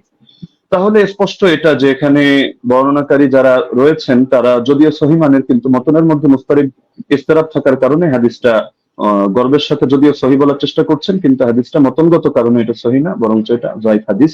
এটা হেলাউ সুনানের মধ্যে সপ্তম খন্ড 145 146 স্পষ্টভাবে লম্বা চৌড়া আলাপ আছে। শেখ জাফর আহমদ উসমানী রহমাতুল্লাহ আলাইহি লিখেছেন, হাদা আসারুন মুস্তারিবুল মাতনি উখতুলিফা ফীহি আলা মুহাম্মদ ইবনে ইউসুফ। বলতে বলতে তিনি গিয়ে শেষে জানাচ্ছেন, ওয়াহাদা ইখতিলাফুন ইউসকিতুল ইহতিজাজ বিল আসার। এই জাতীয় ইখতিলাফ থাকলে এটা আসর দিয়ে আর দলিল দেওয়া যায় না, এটা দলিল অযোগ্য হয়ে যায়। তো এখানে ভুলটা কে করেছেন? ভুলটা মূলত ইমাম মালিকও করেননি, ইয়াহইয়া ইবনে সাঈদ ফাত্তানও করেননি। ভুলটা হয়েছে এখানে, অসঙ্গতিটা প্রকাশ পেয়েছে মোহাম্মদ বিন ইউসুফ থেকে। যদিও তিনি উচ্চ পর্যায়ের রাবী, কোনো সন্দেহ নেই, কিন্তু এক এক সময় তিনি এক এক ভাবে বয়ান করেছেন। তো যার কারণে জিনিসটা এটা দুর্বলের প্রমাণিত হয়ে গিয়েছে। আচ্ছা, দ্বিতীয় পয়েন্ট হলো যে হাদিসের বর্ণনাকারী যারা, তাদের আমলই তো এর খেলাফ। ইমাম মালিক রহমতুল্লাহ আলাইহির আমল দেখা যাচ্ছে যে তিনি 8 রাকাতের পক্ষে না। সাইদ বিন ইয়াজিদ তার আমলও এর খেলাফ। একইভাবে যাকে আদেশ করেছেন বলে তিনি উল্লেখ করলেন যে দুজনের নামের মধ্যে উবাই বিন কাব রয়েছে, উবাই বিন কাবের ব্যাপারেও আছে যে না, তার আমলও এর খেলাফ। ইমাম মালিক রহমতুল্লাহ আলাইহি প্রসঙ্গে লম্বচড় আলোচনা করা যাবে তার মাযহাবের সরাসরি তার শাগিরদের রেফারেন্স দিয়ে। এবং এর বাইরে যে মতগুলো প্রচারিত আছে, মূলত আমি সহজে বলে দিই যে তার থেকে দুইটা মত আছে, এক হলো 20 রাকাতের কথা, এক হলো 36 রাকাতের কথা। 20 রাকাতের কথা ইমাম ইবনে আব্দুল বার রহমাতুল্লাহ আলাইহি নকল করেছেন, এবং তার মাযহাবের কোন কোন কিতাব যেমন দুসুকের মধ্যে, আনোয়ারের সাতিয়ার মধ্যে এটা আছে। বাকি 36 রাকাতের কথাটাই তার থেকে সবচেয়ে বেশি প্রসিদ্ধ এবং মুতাবার। তাহলে দেখা যাচ্ছে যে তার আমলের ব্যতিক্রম। এটা বিদায়াতুল মুস্তাহিদ 1 নম্বর খণ্ড 214 নম্বর পৃষ্ঠা উদাহরণ হিসেবে দেখা যেতে পারে। আরো প্রচুর রেফারেন্স আছে, প্রয়োজন হলে আমরা দেব। আচ্ছা, দ্বিতীয়ত হলো সাইদ বিন ইয়াজিদের আমল যে খেলাফ, এটা হলো বাইহাকি মারিফাতুস সুনান ওয়াল আসার কিতাবে 4th খণ্ড 42 নম্বর পৃষ্ঠা 5409 নম্বর রিওয়ায়াতে আছে। আনি সাইদ ইবনে ইয়াজিদ قال كنا نقوم في زمان عمر بن الخطاب ب20 ركعه والوتر। আমরা ওমরের জামানায় 20 রাকাত তারাবি পড়তাম এবং আমরা বিতর নামাজ আদায় করতাম। তাহলে দেখা যাচ্ছে তার আমলও এর খেলাফ। একইভাবে যাকে আদেশ করলেন সে উবাই বিন কাবের আমলও ছিল এর খেলাফ। এটা আল হাদিসুল মুখতারা জিয়া মাকদিসের গ্রন্থ 1161 নম্বর রিওয়ায়াত, সেখানে স্পষ্ট আছে, আন উবাই ইবনে কাব আন্না উমারা আমারা উবাইয়ান আন ইউসাল্লিয়া বিন নাস ফি রমাদান। এই হাদিসের শেষে গিয়ে স্পষ্ট আছে ফাসাল্লা বিহিম 20 রাকাতান, তিনি মানুষদেরকে নিয়ে 20 রাকাত নামাজ আদায় করলেন। তাহলে এটা তো সম্ভব না, খলিফা তাকে আদেশ দিবে একটা আর তিনি খলিফার আদেশ লঙ্ঘন করে করবেন আরেকটা। তার মানে খলিফার আদেশই ছিল 20 রাকাত। তবে এটা মুহাম্মদ বিন ইউসুফ বলতে গিয়ে একাধিক জায়গায় এক এক রকম বলেছেন, এক জায়গায় তার থেকে কখনো 11 রাকাতের কথা এসেছে। আচ্ছা, মুসান্নাফে আব্দুর রাজ্জাক গ্রন্থের মধ্যে উবাই বিন কাবের এই রিওয়ায়াত আছে 7730 নম্বর হাদিস। সেখানেও দেখা যাচ্ছে যে আন্না উমর জামা আন-নাস ফি রমাদান আলা উবাই ইবনে কাব ওয়া আলা তামিম আদ-দারি আলা 21 রাকাতান। ওমর রাদিয়াল্লাহু আনহু উবাই বিন কাব এবং তামিম দারিকে মানুষকে নামাজ পড়ানোর দায়িত্ব দিয়েছেন 11 রাকাত 21 রাকাত। তাহলে এখানেও দেখা যাচ্ছে যে দাবিগুলো মিলছে না। তো এই জিনিসটা ব্রাদার রাহুল মানুক বা না মানুক ইমাম ইবনে তাইমিয়া রাহিমাহুল্লাহ মেনে নিয়েছেন। ثبت أن أبي بن كعب كان يقوم بالناس 20 ركعة في قيام رمضان ويوتر بثلاث। এটা প্রমাণিত যে উবাই বিন কাব রাদিয়াল্লাহু আনহু তিনি মানুষদেরকে নিয়ে রমাদানুল মুবারকের তারাবিতে 20 রাকাত নামাজ পড়তেন এবং 3 রাকাত বেতের আদায় করতেন। তাহলে ইমাম ইবনে তাইমিয়া রাহিমাহুল্লাহর বক্তব্য দ্বারা স্পষ্ট হয়ে যাচ্ছে। তো একটা মূলনীতি হলো, যদি বর্ণনাকারীর আমল তার বর্ণনার খেলাফ হয় তাহলে এর দ্বারা বোঝা যায় যে বর্ণনাটি আসলে এতে দুর্বলতা রয়ে গিয়েছে। আমলুর রাওয়ি আও ফাতওয়াহু বিখিলাফিল হাদিস আল্লাযী রাওয়াহু ইসকিতুল ইহতিজাজ বিল হাদিস। এটা আমরা যেহেতু সময় কম, আমরা শুধু রেফারেন্স গুলো দিয়ে দিচ্ছি, আপনারা ক্রস চেক দিয়ে নিতে পারেন। কাশফুল আসরার 3 নম্বর খণ্ড 63 পৃষ্ঠা, উসুলুস সারাফসি 2 নম্বর খণ্ড 5 নম্বর পৃষ্ঠা, আল কাফি 3 নম্বর খণ্ড 1354 পৃষ্ঠা, আল ফুসুল ফিল উসুল 3 নম্বর খণ্ড 203 নম্বর পৃষ্ঠা, আত তাকরীর ওয়াত তাহবিব 2 নম্বর খণ্ড 266 পৃষ্ঠা, আত তাওবীহ 2 নম্বর খণ্ড 25 নম্বর পৃষ্ঠা, ফাওয়াতিহুর রাহমুদ 2 163, কাওয়াইদ ফি উলুমিল হাদিস 202 নম্বর পৃষ্ঠা, শারহুল মানাব 661, আল বাহরুল মুহিত 3 নম্বর খণ্ড 246 পৃষ্ঠা, আল ইহকাম বিল আমিদি 2 নম্বর খণ্ড 165 নম্বর পৃষ্ঠা। এমনকি গায়রে মুকাল্লিদ আলেম শেখ ইব্রাহিম শিয়ালকোটি রাহিমাহুল্লাহ তিনিও এটা স্পষ্ট স্বীকার করেছেন ইনারাতুল মাসাবি গ্রন্থে, যেটা তারাবি শীর্ষক 29 নম্বর পৃষ্ঠায়, अगर रावी का अमल उसकी रिवायत के खिलाफ हो तो उसकी रिवायत काबिल अमल ना होगी। স্পষ্ট কথা। 3 নম্বর পয়েন্ট হলো বিশ্বরাকাত তারাবির বিষয়টা তো উম্মতের তাআমুল, উম্মতের ঐকমত্যের দ্বারা প্রমাণিত। তো সুতরাং যদি আমরা তর্কের খাতিরে, এটা তো আমরা দেখালাম যে আসলে ওনার মতনের সমস্যার কারণে ওনার হাদিসটা যতই মুয়াত্তা মালিক বলুক আর যে কিতাবের নামে বলুক, কিন্তু মুয়াত্তা মালিক হওয়ার মানে তো এটা না যে প্রতিটা হাদিসের কোনো জায়গায় কোনো ধরনের কোনো অসঙ্গতি নেই, কোথাও কোনো মতনের মধ্যে ইস্তেরাব নেই, এমন কথা কেউ দাবি করার সুযোগও নেই। তো যদি কেউ দাবি করেও থাকে যে তিনি একসময় 11 রাকাত আদেশ করেছিলেন তর্কের খাতিরে, মানলেও তো ইমামরা ব্যাখ্যা দিয়ে গিয়েছেন, যেমন ইমাম ইবনে আব্দুল বার মালিক রাহমাতুল্লাহ আলাইহি ব্যাখ্যা দিয়েছেন যে এটা মানসুখ। শুরুতে হয়তো তিনি 11 রাকাতে দিয়েছিলেন, এরপর তিনি 21 রাকাতের কথা বলেছেন। এটা আল ইস্তিযকার 2 নম্বর খণ্ড 68 নম্বর পৃষ্ঠায় আছে। একইভাবে ইমাম বাজি রাহিমাহুল্লাহ তার মন্তব্য একই, আল মুনতাকা 2 নম্বর খণ্ড 208 নম্বর পৃষ্ঠা। ইমাম আদাউই, ইমাম ইবনে হাবিব তারাও বলে গিয়েছেন, যেটা হাশিয়াতুল আদাউই আলা কিফায়াতুত তালিব 1 নম্বর খণ্ড 353 নম্বর পৃষ্ঠার মধ্যে বিদ্যমান আছে। মজার বিষয় হলো এই কারণেই ব্রাদার রাহুল যে মতি পোষণ করুক না কেন, 4 মাযহাবের কেউই 8 রাকাত সুন্নাত হওয়ার ফতোয়া প্রদান করেননি। তো যার কারণে 4 মাযহাবের 4 ইমাম যখন আপনারা 20 রাকাতের মতামত দিচ্ছেন, বিশেষ করে ইমাম মালিক থেকে 2টা মত আছে, 20 আছে, 36 আছে, লেকিন এটা তো স্পষ্ট 8 এর কথা কেউ বলছেন না। এবং 8 এর নামে যেটা চালানো হয় সালাফি ভাইরা কেউ কেউ চালায়, তো সেটা প্রমাণিত না। কেন প্রমাণিত না এটা যদি চ্যালেঞ্জ করে আমরা উনি সেই রেফারেন্স টানলে জবাবে আসবো, না হলে শুধু শুধু জবাব দিয়ে সময় বাড়িয়ে লাভ নেই। তো মূলনীতি হলো ইমাম ইবনে রাজব হাম্বলি রাহমাতুল্লাহ আলাইহি লিখেছেন তার ফাদলুল ইলমিস সালাফ আলা ইলমিল খালাফ পৃষ্ঠা 83 এর মধ্যে, فأما ما اتفق على تركه فلا يجوز العمل به لأنهم ما تركوه إلا على علم أنه لا يعمل به। ইমামরা যদি একমত হয়ে যায় যে হাদিসটা এটা তরক করা হচ্ছে, অর্থাৎ তারা কেউ এর আগে ফতোয়া দিচ্ছেন না, আমল করছেন না, তাহলে সেটা আসলে মজবুত থাকে না এবং তার মধ্যে বিভিন্ন দুর্বলতা তৈরি হয়ে যায়, সেটা দলিলযোগ্য হয় না। কারণ এটাকেও এর স্বাদ বলে। স্বাদ কখনো সনদের দ্বারাও হয়, কখনো মতনের দ্বারাও হয়।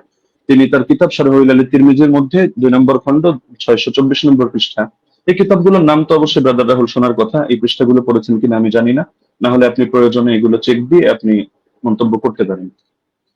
যে তিনি লিখেছেন ওমা হুয়া শাদুল মাতনি কাল আহাদিস আল্লাতী সাহাহাতিল আহাদিস বিখিলাফিহা ওয়া আজমাআত আইম্মাতুল উলামা আলাল কওলি বিগাইরিহা। যে হাদিসের ক্ষেত্রে দেখা যাচ্ছে যে উম্মতের আলেমদের মধ্যে যারা ইমাম তারা এর বিপরীত ফতোয়া দিচ্ছেন, সেই ক্ষেত্রে সেই হাদিসের মতনকে শায হিসাবে বিবেচনা করা হয়। অর্থাৎ শায যদি কোনো হাদিসের মতনকে বলা হয় তাও সেটা সহিহ থাকে না।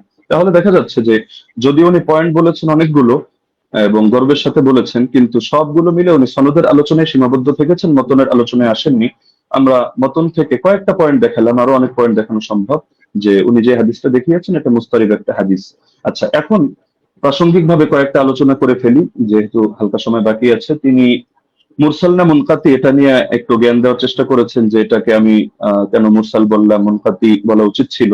আসলে কোন জায়গায় কোন শব্দ ব্যবহার হবে এটা পরিভাষাগুলো একটু বিস্তরভাবে পড়া লাগে। শুধু একটা তাফসীর মুস্তালাহুল হাদিস পড়েই ইমাম আল-ফাকি হয়ে গেল তো মুশকিল ব্যাপার। যেমন আমি আপনাকে প্রসিদ্ধ কিতাব যেটা আপনারা পড়েন নুকাত আলা মুকাদ্দিমাত ইবনে সালাহ 1 নম্বর খণ্ড 447 পৃষ্ঠা দেখবেন। একইভাবে আল ইবহাজ 2 নম্বর খণ্ড 339 পৃষ্ঠা দেখবেন।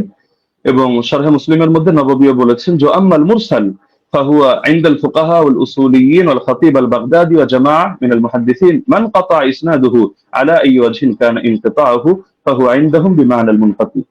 ফকিহদের দৃষ্টিতে, উসুলিয়িনদের দৃষ্টিতে, খতিবে বাগদাদের দৃষ্টিতে এবং একদল মুহাদ্দিসদের দৃষ্টিতে মুরসালের সংজ্ঞা হলো যে সনদের মধ্যে যেভাবেই বিচ্ছিন্নতা হোক না কেন, ইনকাতা যেভাবেই হোক না কেন, এটা মাঝেই হোক আর শেষেই হোক, রাসূলের আগেই হোক আর সাহাবীর আগেই হোক, বাস সেটাকেই তারা মুনকাতি হিসেবে বলে থাকেন।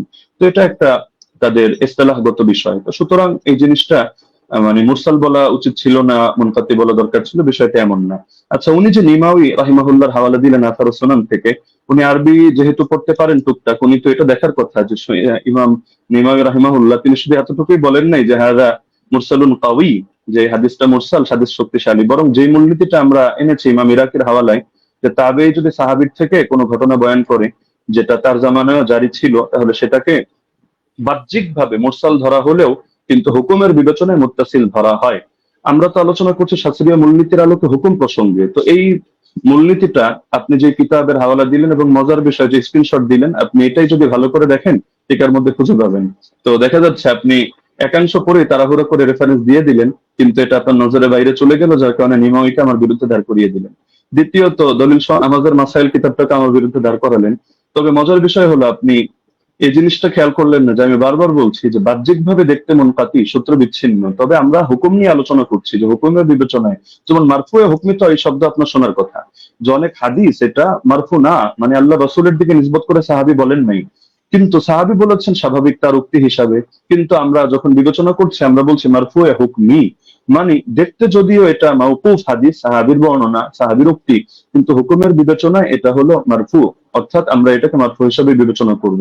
এখন যদি আপনি এক কিতাব খুলে দেখেন, দেখো সে তো মাওকুফ বলেছে, অথবা আপনি এখন তাহলে মারফু বলছেন কিভাবে, তাহলে বলতে হবে ভাই বিবেচনাবোধের পার্থক্য তো আপনাকে বুঝতে হবে। একটা জাহিরি এতেবার, একটা হাকিকি এতেবার। জাহিরি বিবেচনায় হাদিসটাকে আপনার মুনকাতি মনে হতে পারে, কিন্তু আপনি শাস্ত্রের কথায় যখন আসবেন, শিরোনামে যেহেতু শাস্ত্রীয় আলোচনা, তো আপনি শাস্ত্র দিয়ে দেখতে হলে আপনি শাস্ত্রের মূলনীতির আলোকিত বিবেচনা করতে হবে, না হলে মূলনীতিকে চ্যালেঞ্জ করেন। আপনি অমুক কিতাবে এটা আছে, তমুক কিতাবে এটা আছে, শুধু এতটুকু বললে যথেষ্ট না, আপনাকে মাথায় রাখতে হবে একটা শাস্ত্র পরিগণিত হয় টোটাল পুরো বিষয়টাকে সামনে রেখে। কোরআনের এক আয়াত আর এক আয়াতের তাফসীর হয়, না হলে আপনি এক আয়াত দিয়ে মতকেও বৈধ করে দিতে পারবেন, আর এক আয়াত দিয়ে জিহাদকেও নিষিদ্ধ করে সব জায়গায় সবরের আদেশ দিতে পারবেন, কিন্তু পুরো সামগ্রিক ভান্ডারকে, শাস্ত্রকে সামনে রেখে আপনার সিদ্ধান্তে আসতে হবে। এই জিনিসটা যদি না বোঝেন তাহলে শুধু আবেগী কিছু কথা বলবেন বা একটু ইমোশনাল কিছু লেকচার হবে, লেকিন এর দ্বারা শাস্ত্রীয় কোনো কথা হবে না। তো যেহেতু সারা দেশ এটা দেখছে এবং আলেম ওলামা তালিবুল ইলম সবাই মূল্যায়ন করছে, সুতরাং আমার অনুরোধ থাকবে নেক্সট পর্বে আপনি শাস্ত্রীয় আলোকে এই মূলনীতিগুলো চ্যালেঞ্জ করেন। ধন্যবাদ, জাযাকাল্লাহ। আমি কারেক্ট টাইম শেষ করলাম। জি, মোহতরম আলী হাসান ওসমান, আপনাকে অনেক অনেক ধন্যবাদ।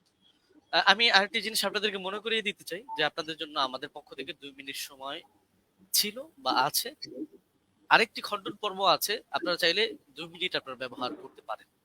আমি দ্বিতীয় খণ্ডন পর্বটি যাচ্ছি এবং এই খণ্ডন পর্বর পরেই আমাদের কোনো খণ্ডন পর্ব থাকছে না, একটাই লাস্ট। আমি প্রথমে চলে যাব ব্রাদার রাহুল হোসেন আপনার কাছে, এবং আপনি বললে আমি টাইমটা শুরু করে দেব। একটা স্লাইড পড়েছি, স্লাইড 8 লেখা আছে, 8 লেখা আছে, দেখেন। জি, পেয়েছি। জি, স্ক্রিনে নিয়ে আসতে হবে। আচ্ছা, সময় স্টার্ট নাও। জি, সো বিসমিল্লাহ। সম্মানিত দর্শক মন্ডলী, উস্তাদজি যেটা শেষ করেছেন সেটা দিয়ে শুরু করবো। উনি বললেন যে পারলে ওসুলকে চ্যালেঞ্জ করতে। আমি চ্যালেঞ্জ করে দিয়েছি। উস্তাদজি আমার 8টা অভিযোগের 2টা পয়েন্টের জবাব দেয়নি এবং বলেছিল জবাব দেবে, এবং আমি নাকি স্বাস্থ্য সম্পর্কে তেমন না জানলে এটা সমস্যা, কিন্তু কোথায় যে সমস্যা তিনি এখন পর্যন্ত বলেননি। এটা একটা কেমন হয়ে গেল। উস্তাদজিকে আবার বলে দিয়ে ওসুলকে চ্যালেঞ্জ করেছি, একটু শুনবেন। আমি আপনাকে বলেছিলাম যে হাদিস সহিহ হওয়ার জন্য ইজমাই ওসুল হচ্ছে 5খানা শর্ত লাগবে। প্রথম হচ্ছে মুত্তাসিল হওয়া, সনদের মধ্যে শক্তিশালী হওয়া, সনদের মধ্যে বিচ্ছিন্ন যেন না হয়, এবং দেখানো হয়েছে যে সনদের মধ্যে বিচ্ছিন্নতা আছে। ইয়াহি সাইদ আল কাত্তান উমর বিন খাত্তাবের যুগ পান নাই। এটা হুকমান মারফু বা আপনি যতই প্রমাণ করার চেষ্টা করেন না কেন, কোনোভাবেই এটা প্রমাণ করা সম্ভব নয় যে সনদের মধ্যে ইনকেতা ঘটেনি, যেটা আমি দেবন্দি হানাফি বেল কিতাব থেকে দেখিয়েছি। 2 নম্বর বিষয়, এখানে তিনি আমাকে যে কথাটা আবার বলতে চাইলেন সেটা হাদিস সাজ হওয়া, এবং এর সঙ্গে সঙ্গে বললেন দেখেন 8 টাকাতে তারাবি যেটা দাদা রাহুল পেশ করেছেন সেটা মুয়াত্তা মালিক থেকে, আর মুয়াত্তা মালিকের সনদের রাবিদের মধ্যে কোনো সমস্যা নেই। তবে মতন নিয়ে ব্রাদার রাহুল কোনো কথা বলেনি। অভিযোগ করে তো দেখেন, অভিযোগ করলে তো জবাব দো, আপনি তো অভিযোগটা করেননি, বরং দ্বিতীয় পর্বে এসে অনেকগুলো 1 ডজন দলিল আপনি এখানে পেশ করেছেন। এটা একটা মানে কোয়ালিটি আছে, যে শেষ পর্বে একসঙ্গে অনেকগুলো দিয়ে দিব যেন আর সময় না পাওয়া যায়, এটা আমরাও বুঝি। চলেন আপনার সেটার জবাব দিয়ে দিই। উনি বললেন যে মোহাম্মদ বিন ইউসুফ থেকে 3 জন, সাইদ বিন ইয়াজিদ থেকে টোটাল 6 জন হাদিস বর্ণনা করেছে তারাবির 20 রাকাতের টোটাল তারাবি রাকাত সংখ্যার উপরে। তার মধ্যে মোহাম্মদ বিন ইউসুফ একজন, যিনি 3 জন হাদিস বর্ণনা করেছে মোহাম্মদ বিন ইউসুফ থেকে। এক ইমাম মালিক যিনি 11 রাকাতের কথা বলেছে, যেটা আমার দলিল দেখিয়েছি। উনি বলেন মোহাম্মদ বিন ইবনে ইসহাক উনি 13 রাকাত, আর দাউদ বিন কায়েস তিনি 21 রাকাত। অতএব এখানে ইজতিরাব ঘটেছে। বাহ, চমৎকার। উস্তাদজিকে বলবো আর একটু পড়াশোনা করতে হবে। শুধু মোহাম্মদ বিন ইউসুফ থেকে মাত্র 3 জন নয়, টোটাল ব্যবহার করেছে 8 জন হাদিস। আপনার সামনে স্ক্রিন দেখতে পাচ্ছেন।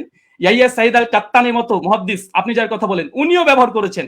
উনি মোহাম্মদ বিন ইউসুফ থেকে 11 রাকাতের কথা আদেশ করেছেন, যেটা মুসনাদ ইবনে আবি শাইবাতে রিয়াত স্পষ্ট সেই সনদে প্রমাণ আছে। যদি সম্ভব হয় একটা কিলো কাল করে দেখাবেন, আমি স্ক্রিন নিয়ে আসছি। 2 ইমাম মালিক তো দেখলেন একটু আগে, ইসমাইল বিন জাফর তিনিও বর্ণনা করেছেন 4, ওসমান ইবনে যায়েদ আল লাইসি তিনিও বর্ণনা করেছেন 11 রাকাত, ইসমাইল বিন উমাইয়া তিনিও 11 রাকাত, আব্দুল আজিজ বিন মুহাম্মদ তিনিও 11 রাকাত, টোটাল মোহাম্মদ বিন ইউসুফের 8 জন শাগরেদ, পয়েন্ট টু বি নোটেড, ভালোভাবে দেখেন, গেম ঘুরে যাবে এখান থেকে।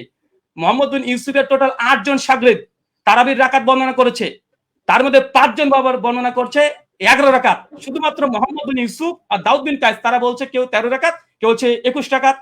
চলেন জবাব দেখেন, মোহাম্মদ বিন ইসহাক তিনি কি বলছেন, 21 রাকাত নাকি বর্ণনা করেছে। মোহাম্মদ বিন ইসহাক কে? হানাফিদের বই তাজালিয়াতে শাবদার দেওবন্দি মুনাজিরের নাকি ইসলাম তাজালিয়াত শাবদার 5ম খণ্ডের 311 পৃষ্ঠায় পরিষ্কার বলছে মোহাম্মদ বিন ইসহাক ইমাম মালিক তাকে দাজ্জাল বলেছে, কাযযাব বলেছে, মিথ্যুক বলেছে। হানাফিদের নিকটে মোহাম্মদ বিন ইসহাক তিনি কাযযাব, মিথ্যুক, মানে তাদের উসুল দিয়ে হাদিস জাল পর্যন্ত বলা যায়। কেন সন্দেহ মধ্যে এই মোহাম্মদ বিন ইসহাক যিনি আছেন ইনি কাযযাব, যিনি 21 রাকাত বর্ণনা করেছে মোহাম্মদ বিন ইউসুফ থেকে। তাই মোহাম্মদ বিন ইউসুফের 5 জন শাগরেদ বলছে 11 রাকাত, আর একজন কাযযাব রাবি দেওবন্দীদের দাবি অনুযায়ী তিনি বলছেন যে না 13 রাকাত। অতএব এই হাদিস সহিহ নয়, এটা হানাফিদের উসুল প্রমাণিত। চলেন এটা যদি সন্তুষ্ট না হয়, দলিল সহ নামাজের মাসাইল 144 নম্বর পৃষ্ঠাতে মাওলানা আব্দুল মতিন সাহেব তিনিও এখানে এই 21 রাকাতে বর্ণনাকারী যিনি আছেন তার নাম মোহাম্মদ ইবনে ইসহাককে জয়ীফ এবং দুর্বল বলছে। স্ক্রিন আপনার সামনে লক্ষ্য করেন। 3 নাম্বার, জাস্টিস তাকি উসমানী একটা উসুল দিয়েছে, আলহামদুলিল্লাহ উসুল দিয়েছে। উসুলকে চ্যালেঞ্জ করেন, তাকি উসমানীর রসুলকে চ্যালেঞ্জ করেন। কি বলছে দেখেন, দারসে তিনি 2 খণ্ডের 93 পৃষ্ঠা। তিনি বলছেন মোহাম্মদ ইবনে ইসহাক রাহিমাহুল্লাহ মাকহুলের ছাত্র, তার সম্পর্কে পেছনে বলা হয়েছে যে তার একক বর্ণনা সন্দেহযুক্ত। তাহলে মোহাম্মদ বিন ইউসুফ যদি একাকী কোনো রিয়াত বর্ণনা করে সেটা সন্দেহযুক্ত। আর তাজালিয়াতে শাবদারে বলছে মোহাম্মদ বিন ইসহাক হচ্ছে কাযযাব, যিনি 21 রাকাতে বর্ণনা করেছে। তাই ইমাম মালিক যে 11 রাকাতে বর্ণনা করেছে এটাই সহিহ, বরং মোহাম্মদ বিন ইসহাকের 13 রাকাতে বর্ণনা এটাই সহিহ। কোথা থেকে কি দিয়ে দিয়েছে চলেন এরপর কি বলছেন। দাউদ বিন কায়েসের হাদিস দিয়ে তিনি ইজতিরাবের দাবি করেছে। ওই উস্তাদজিকে আমি প্রথম পর্বে চ্যালেঞ্জ করেছিলাম যে ইজতিরাবের সংজ্ঞা কি পেশ করবেন, আর সেই সংজ্ঞাকে সামনে রেখে এই হাদিসকে আপনাকে ইজতিরাব দাবি করতে হবে। কারণ ইজতিরাবের একটা সংজ্ঞার মধ্যে এটাও পড়ে যে দুটো হাদিস সেম সমপরিমাণের সহিহ হতে হবে, চেন অফ ন্যারেশন। মুয়াত্তা মালিকের যে গোল্ডেন চেন সিলসিলাতুল জাহাব, একটা দলিল পেশ করেন আলহামদুলিল্লাহ এখন মতো আসবে না। আমার তো উস্তাদজি প্রথম থেকে তিনি মুনকাতে হাদিস জয়ীফ মুনকাতে দলিল পেশ করছে, একটা মুত্তাসিল পারছেন না। মুয়াত্তা মালিকের মতো একটা দলিল দিতে পারছেন না। উস্তাদজি 15-30 মিনিট শেষ হয়ে গেল, মাত্র 15টা মিনিট আছে। একটা মুয়াত্তা মালিকের মতো গোল্ডেন চেন বারবার এই মুনকাতে সনদ দিয়ে দিচ্ছেন। চলেন তারপর দেখেন দাউদ বিন কায়েসের এখানে বলছে কি যে দাউদ বিন কায়েসের ইহদা ইশরিন যে এখানে 21 রাকাতে বর্ণনা আছে। হ্যাঁ আছে। দাউদ বিন কায়েসের এই হাদিস শুধু দাউদ বিন কায়েস একা এক জায়গায় বর্ণনা করেনি, এবং দাউদ বিন কায়েস এই হাদিস আরেকজন শাগরেদ, দেখেন একই সনদ, এর ইমাম ফারাবির কিতাবুস সিয়াম 175 নম্বর হাদিস। এই 175 নম্বর হাদিসে ওমর বিন খাত্তাব তারাবি জামাত করেছে, এখানে রাকাতের সংখ্যা উল্লেখ নেই। আর এখানে দেখেন মুসান্নাফ আব্দুর রাজ্জাক উসমান সাহেব যে দলিল পেশ করেছে 21 রাকাতের, এই 21 রাকাত যদি হয়েও যায় এখানে ওমর যে আদেশ করেছে দাউদ বিন কায়েসের বর্ণনাতে নেই। কিসের ইস্তেরাব? দাউদ বিন কায়েসের রিওয়াতে এখানে যে আদেশ করেছে, নির্দেশ দিয়েছে ওমর নাই। ওমরের জামানায় পড়তো, কে পড়তো, কারা পড়তো, কে আদেশ করেছে, ওমর কি তাকে নির্দেশ করেছে, কিচ্ছু নাই। তাই ইস্তেরাব হওয়ার জন্য মতনের মোটামুটি সরাসরি কন্ট্রাডিকশন থাকতে হয়, সরাসরি কন্ট্রাডিকশন থাকতে হয়, অথবা দুটো মতন এমন সনদ এমন শক্তিশালী পর্যায়ের যেগুলো তাকবির দেওয়া সম্ভব নয়। এখানে 21 রাকাতে যে দাউদ বিন কায়েসের 2 জন এক জায়গাতে তিনি বর্ণনা করছেন, কোন রাকাত সংখ্যা তিনি বর্ণনা করছেন না। তাই এই দাউদ বিন কায়েসের 21 রাকাতের হাদিস দিয়ে তারপর যদি ধরেনি ফর সেক অফ আর্গুমেন্ট দাউদ বিন কায়েসের হাদিসে ওমর আদেশ দিয়েছেন নাই, তাই এই হাদিসকে সামনে রেখে মুয়াত্তা মালিকের হাদিসকে ইস্তিরাব দাবি করা এটা বেলপাক লেখাকের কি। আর 2 নাম্বার ইবনে ইসহাকের যে 21 রাকাতের বর্ণনা, ইবনে ইসহাকের ওই রিওয়াতে ইবনে ইসহাককে সরাসরি দেওবন্দীরা কাযযাব বলছে, দাজ্জাল বলছে ইমাম মালিকের কল নকল করে, তার দলিল দেওয়া মানে গাছে কাঁঠাল গোপে তেল। তাই দুটো জয়ীফ দলিল দিয়ে মুয়াত্তা মালিকের মতো গোল্ডেন চেন সিলসিলাতে জাহাবের পুরো অভিযোগ আপত্তি করা সনদ এবং মতনে পড়ে, এটা খুব হাস্যকর উস্তাদজি। এটা আপনার কাছে অন্তত হাদিস শাস্ত্রবিদ, আপনি হাদিস পড়ান শুনেছে একটা বক্তৃতাতে, কিন্তু এরকম করবেন আজকে আমি এটা ভাবতে পারিনি। আর তৃতীয়, যদিও সঞ্চালক আজকে দৃষ্টি কেমন দিয়েছে জানি না, আজকে আমাদের আলোচনাতে ছিল যে তিনি কোনো ফাতোয়া ফারাজ তুলবেন না, তিনি ওসাইমিনের ফতোয়া নিয়ে এসেছেন, ইবনে তাইমিয়ার ফতোয়া নিয়ে এসেছেন, ইবনে আব্দুল বারের ফতোয়া নিয়ে এসেছেন, স্যার মাযহারের ফতোয়া নিয়ে এসেছেন, ফাঁকা মাঠে গোল দিতে চেয়েছেন, এখানে থামানো হয়নি। যদি এরকমই হয় আমরা দল দিতে পারি, চলে সামনে আসছে। আচ্ছা, তার মানে বোঝা গেল মোহাম্মদ বিন ইসহাকের ওই রেবাত 3 জন নাই, ইস্তাদজি 8 জন, 5 জন বলেছে 11 রাকাত, আর 2 জন বলেছে 13-21, আর দুটো হাদিসই জয়ীফ হানাফি দেওবন্দীদের উসুল অনুযায়ী। তাই ওটা দিয়ে ইস্তিরাব দাবি করা বেলপাকলে কাকের কি এরকম হয়ে যায়। আচ্ছা, ওস্তাদজির অভিযোগ ভিত্তিহীন প্রমাণ হয়ে গেছে। প্রথম কথা 8 টাকাতে তারিবি আলহামদুলিল্লাহ ওটা না মতন জয়ীফ, না মতন, না ইস্তেরাব, কোনো কিছু নেই। এবং চ্যালেঞ্জ করেছিলাম যে মানে বিগত দিনে 1284 হিজরি পূর্বে দেবন্দী মাদ্রাসা প্রতিষ্ঠা হওয়ার আগে কোন মুহাদ্দিস হাদিসটাকে ইস্তেরাব দাবি করে বাতিল করেছে, প্রমাণ দিতে পারেনি। 8টা প্রশ্ন ছিল।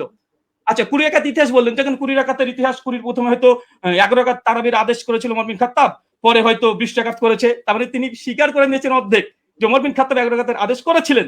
আলহামদুলিল্লাহ। অনেকে বলে যে ছিলই না, কোনোদিনই ছিল না। 1984 তে প্রথম দাবি। দলিল নামাজের মাসালে কি বলছে দেখেন, ওমর বিন খাত্তাব 11 রাকাত তারাবির আদেশ করেছে, পরবর্তী সময় মানুষেরা 20 রাকাত পড়েছে, ওমরের আদেশে পড়েছে, দেখাতে পারবেন ইনশাআল্লাহ। দেখা দলিল নামাজের মাসালেও তো আছে, ইমাম বাইহাকির ওই কলটা নকল করেছে যেটা উস্তাদজি। ওমর বিন খাত্তাব 11 রাকাতের আদেশ করেছিলেন, কিন্তু পরবর্তী সময়ে কিরাত ভারী হওয়ার কারণে তার রাকাত সংখ্যাকে বাড়িয়ে দিলেন, কিরাতকে কমিয়ে দিলেন। তো মানুষজন, জনগণ, তারা ওমরের আদেশে নয়, ওমরের আদেশে নয়, কে বা কারা তারা 20 রাকাত চালু করেছিল ওমরের জামানায়, কিন্তু ওমরের আদেশে নাই। ওমরের আদেশে কত রাকাত? বর্তমানে 11 রাকাত, স্পষ্ট প্রমাণ। এখানে দেখেন মালিকি মাযহাবের ইমাম হাবিব মালিকি দলিল নামাজের মাসাল থেকে দেখাচ্ছে যেন একটু পুষ্টিকর বেশি হয় তথ্যগুলো। কি বলছে দেখেন, যে প্রথমে 11 রাকাতই ছিল, মানে ওমরের আদেশ 11 রাকাতই ছিল, কিন্তু তারা কিরাত লম্বা করতেন, ফলে ভারী ঠেকতো। পরে তারা রাকাত সংখ্যা বাড়ালেন, মানে ওমরের আদেশে নয়, জনগণ এমনি বাড়িয়েছে, রাকাত বাড়িয়ে দিয়েছে, কিরাত ছোট করে দিয়েছে, তাই ওটা বাতিল। তিনি বললেন যে ইমাম মালিক ছাড়া নাকি কেউ করেনি। এটা আপনি দেখেন যে ইমাম মালিক ছাড়া কতজন করেছে। ইমাম মালিক ছাড়া টোটাল 7 জন বর্ণনা করেছে। এখানে আমাদের স্ক্রিন আপনারা দেখতে পাচ্ছেন। ওই দাবিটা ওসমান সাহেবের একটু হাদিসের মতন সম্পর্কে অজ্ঞতাই আছে বলবো। যদি মানে মনে করেন যে না আমি একটু বাড়াবাড়ি করলাম, তো কিছু করার নেই, একটু বলতে হবে। আচ্ছা, এখানে দেখেন, আচ্ছা, ইমাম মালিক 11 রাকাত গ্রহণ করেনি, এটা খুব জোর দিয়েছে, যদি আজকে বিষয়ের সঙ্গে সম্পৃক্ত না। আজকের বিষয় ওমর কত রাকাত তারাবির আদেশ করেছে। ওস্তাদজি মুনকাতে দলিল দিয়েছে, মুত্তাসিল দিতে পারেন, আলহামদুলিল্লাহ। আমরা একদম chain of narration golden chain দিয়েছি। আচ্ছা, ইমাম মালিক 11 রাকাতের আদেশ করেনি, চলেন দেখেন। এটা কিতাব সালাতুত তাহাজ্জুদ, এটা আব্দুল হক আন্দলুসি রাহিমাহুল্লাহর গ্রন্থ। ইমাম মালিকের শাগরেদ, ছাত্র, তার বলছে, কি বলছে দেখেন, এখানে বলছে কলা শাহ বিন আব্দুল আজিজ আন মালিক, মানে ইমাম মালিকের ছাত্র, তিনি রিওয়ায়াত করছেন। কি বলছেন? আল্লাজি আখতারা বিহা, ইমাম মালিক যেটাকে গ্রহণ করেছে, এখতিয়ার করেছে, কি করেছে? বিহি নাফসি, ইমাম মালিক নিজের জন্য কত রাকাত তিনি করেছেন। তারপর তিনি বলছেন দেখেন, ফি কিয়ামে রমাজান হুয়াল লাজি জামা, ইমাম মালিক ওমর বিন খাত্তাব যার পরে জমা করেছে ওমর বিন খাত্তাব, সেটা হচ্ছে ইহিদা আশারাতা রাকাতান ওয়া হুয়া সালাতে রাসূলুল্লাহ সাল্লাল্লাহু আলাইহি ওয়াসাল্লাম। এখানে ইমাম মালিকের কথা নকল করছে, সঙ্গে ইমাম মালিকের ছাত্র। আমি এখানে ইমাম মালিকের ছাত্র ডাইরেক্ট কল, তিনি বলছেন যে ইমাম মালিক যেটা গ্রহণ করেছিলেন সেটা হচ্ছে 11 রাকাত, যেটা ছিল রাসূলুল্লাহ সালাত এবং ওমর বিন খাত্তাব যার পরে জমা করেছে, প্রথম কল। দ্বিতীয় দেখেন, এখানে হচ্ছে ইবনে কাসিমের একটা কলমে নকল করে গেছি। ইবনে কাসিম তিনি মালিক থেকে বর্ণনা করছে যে ওমরের জামানায় 36 রাকাত পড়া হতো, 36 রাকাত পড়া হতো, কিন্তু ইমাম মালিক কত গ্রহণ করেছে দেখেন, শেষে লাল দিয়ে দাগানো আছে। তারপরে হচ্ছে আত্তারা ওয়া নাফসি, ইমাম মালিক নিজের জন্য যেটা নির্ধারণ করেছে, ইহিদা আশারাত রাকাতান, কিন্তু ইমাম মালিক নিজের জন্য 11 রাকাত। মানে ইমাম মালিকের সময় মানুষ 36 রাকাত পড়ছে, কিন্তু ইমাম মালিককে যখন সরকার যখন চিঠি পাঠায়, এই ঘটনা বর্ণনা আছে অনেক জায়গাতেই, তারপরে তাকে যখন বললো যে নামাজের সঙ্গে কি কমিয়ে দেবো, সেই সময় মালিক বলছে তারা পড়তে থাক, কিন্তু আমি নিজের জন্য, ফি নাফসি, আমার জন্য, ইহিদা আশারাত রাকাতান, আমি 11 রাকাতকে আমি নিজের জন্য গ্রহণ করলাম। মানুষ কি পড়ছে দেখার দরকার নেই, ইমাম মালিককে কথা মেনে নিন। আচ্ছা, এরপরে দেখেন, আচ্ছা, বদরুদ্দিন আইনি হানাফি, তিনিও উমদাতুল কারি শারহ সহিহ বুখারীতে 102 নম্বরে তিনি এই কথা স্বীকার করে নিয়েছেন যে ইমাম মালিক তিনি তার নিজের জন্য 11 রাকাতকে তিনি পছন্দ করেছিলেন। তার জামানায় কে কত পড়েছিল দেখার দরকার নেই, কারণ আমাদের আজকের আলোচ্য বিষয় এটা নয় যে কার জামানায় কত রাকাত পড়েছে।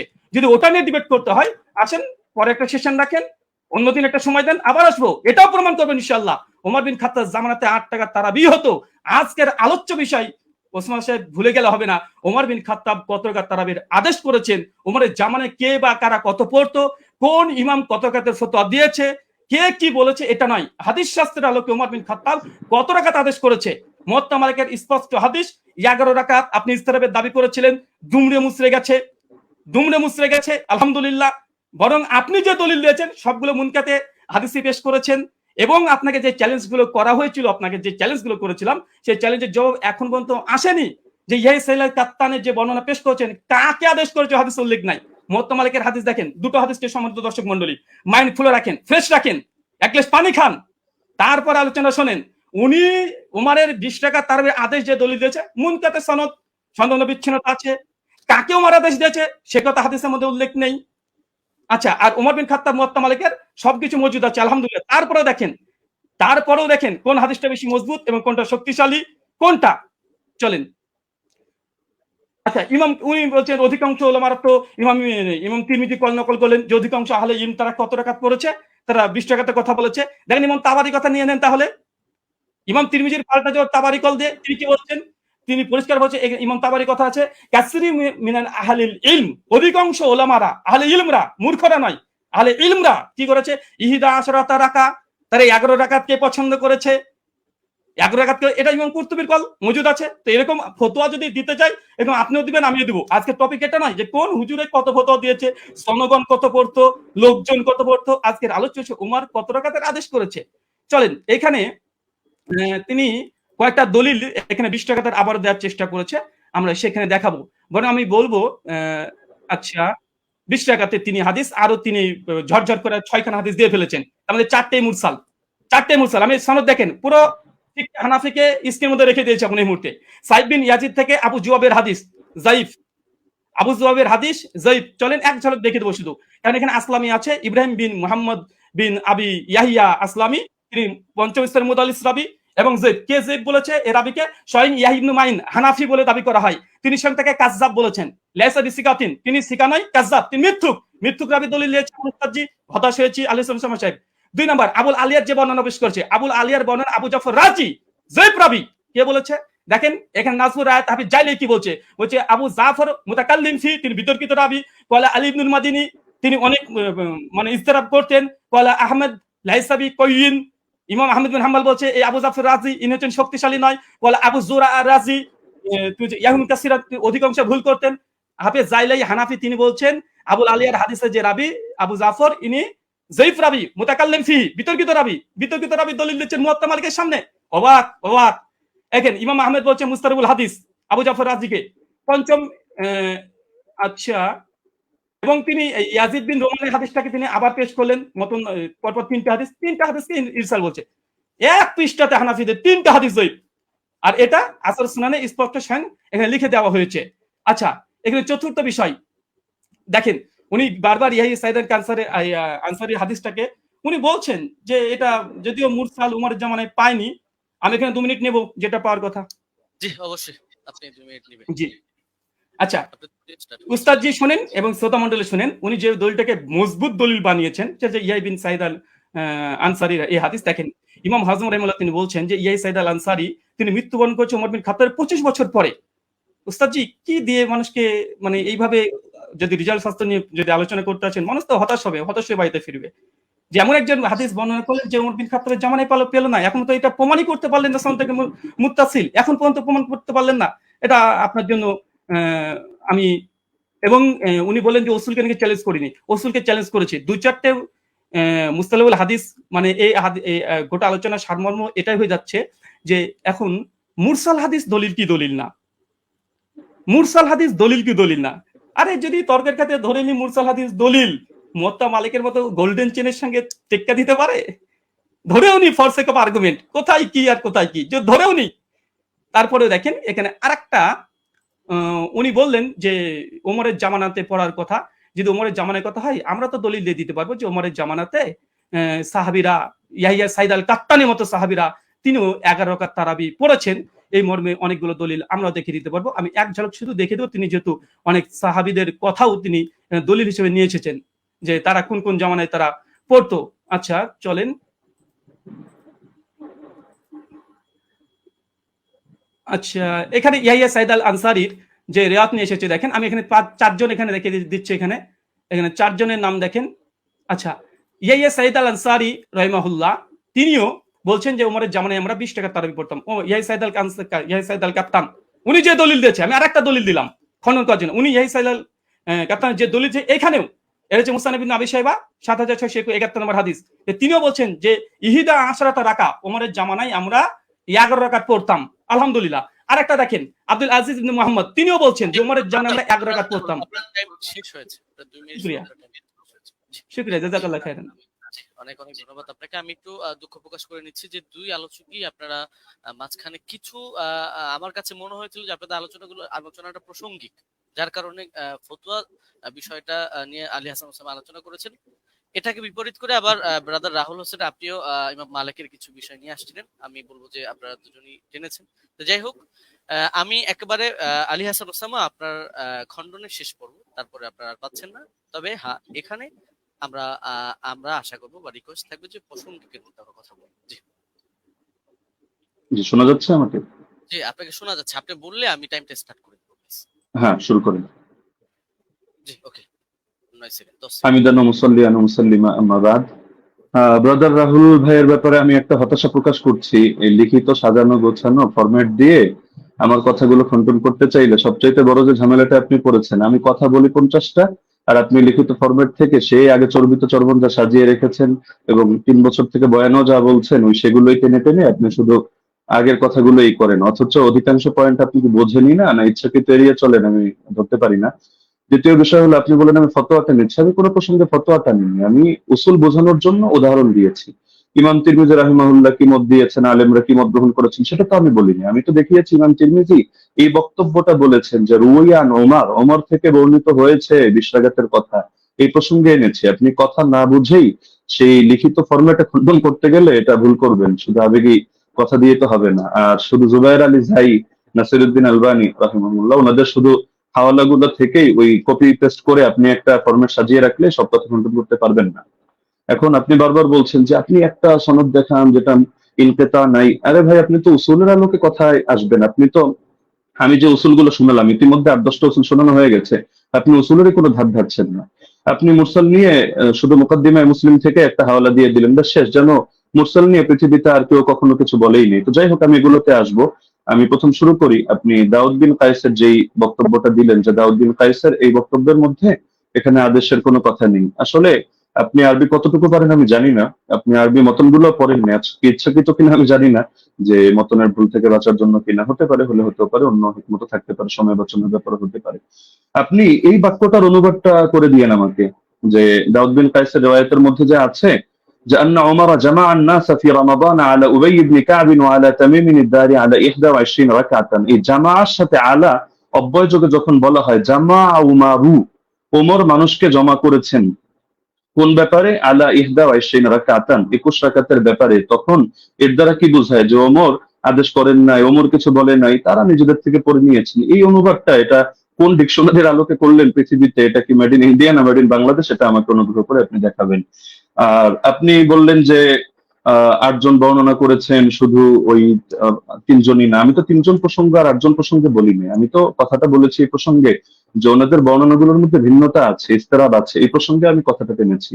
আপনি মোহাম্মদ বিন ইসহাককে টানলেন এবং তাকে নিয়ে বড় করে কথা বললেন, অথচ মোহাম্মদ বিন ইসহাক তো আমি স্রেফ মনে হয় 5 সেকেন্ড একটা বাক্য হিসেবে উদাহরণ হিসেবে দেখিয়েছি। আমি মূল আপনাকে সাংঘর্ষিক দাঁড় করিয়েছি দাউদ বিন কায়েসকে।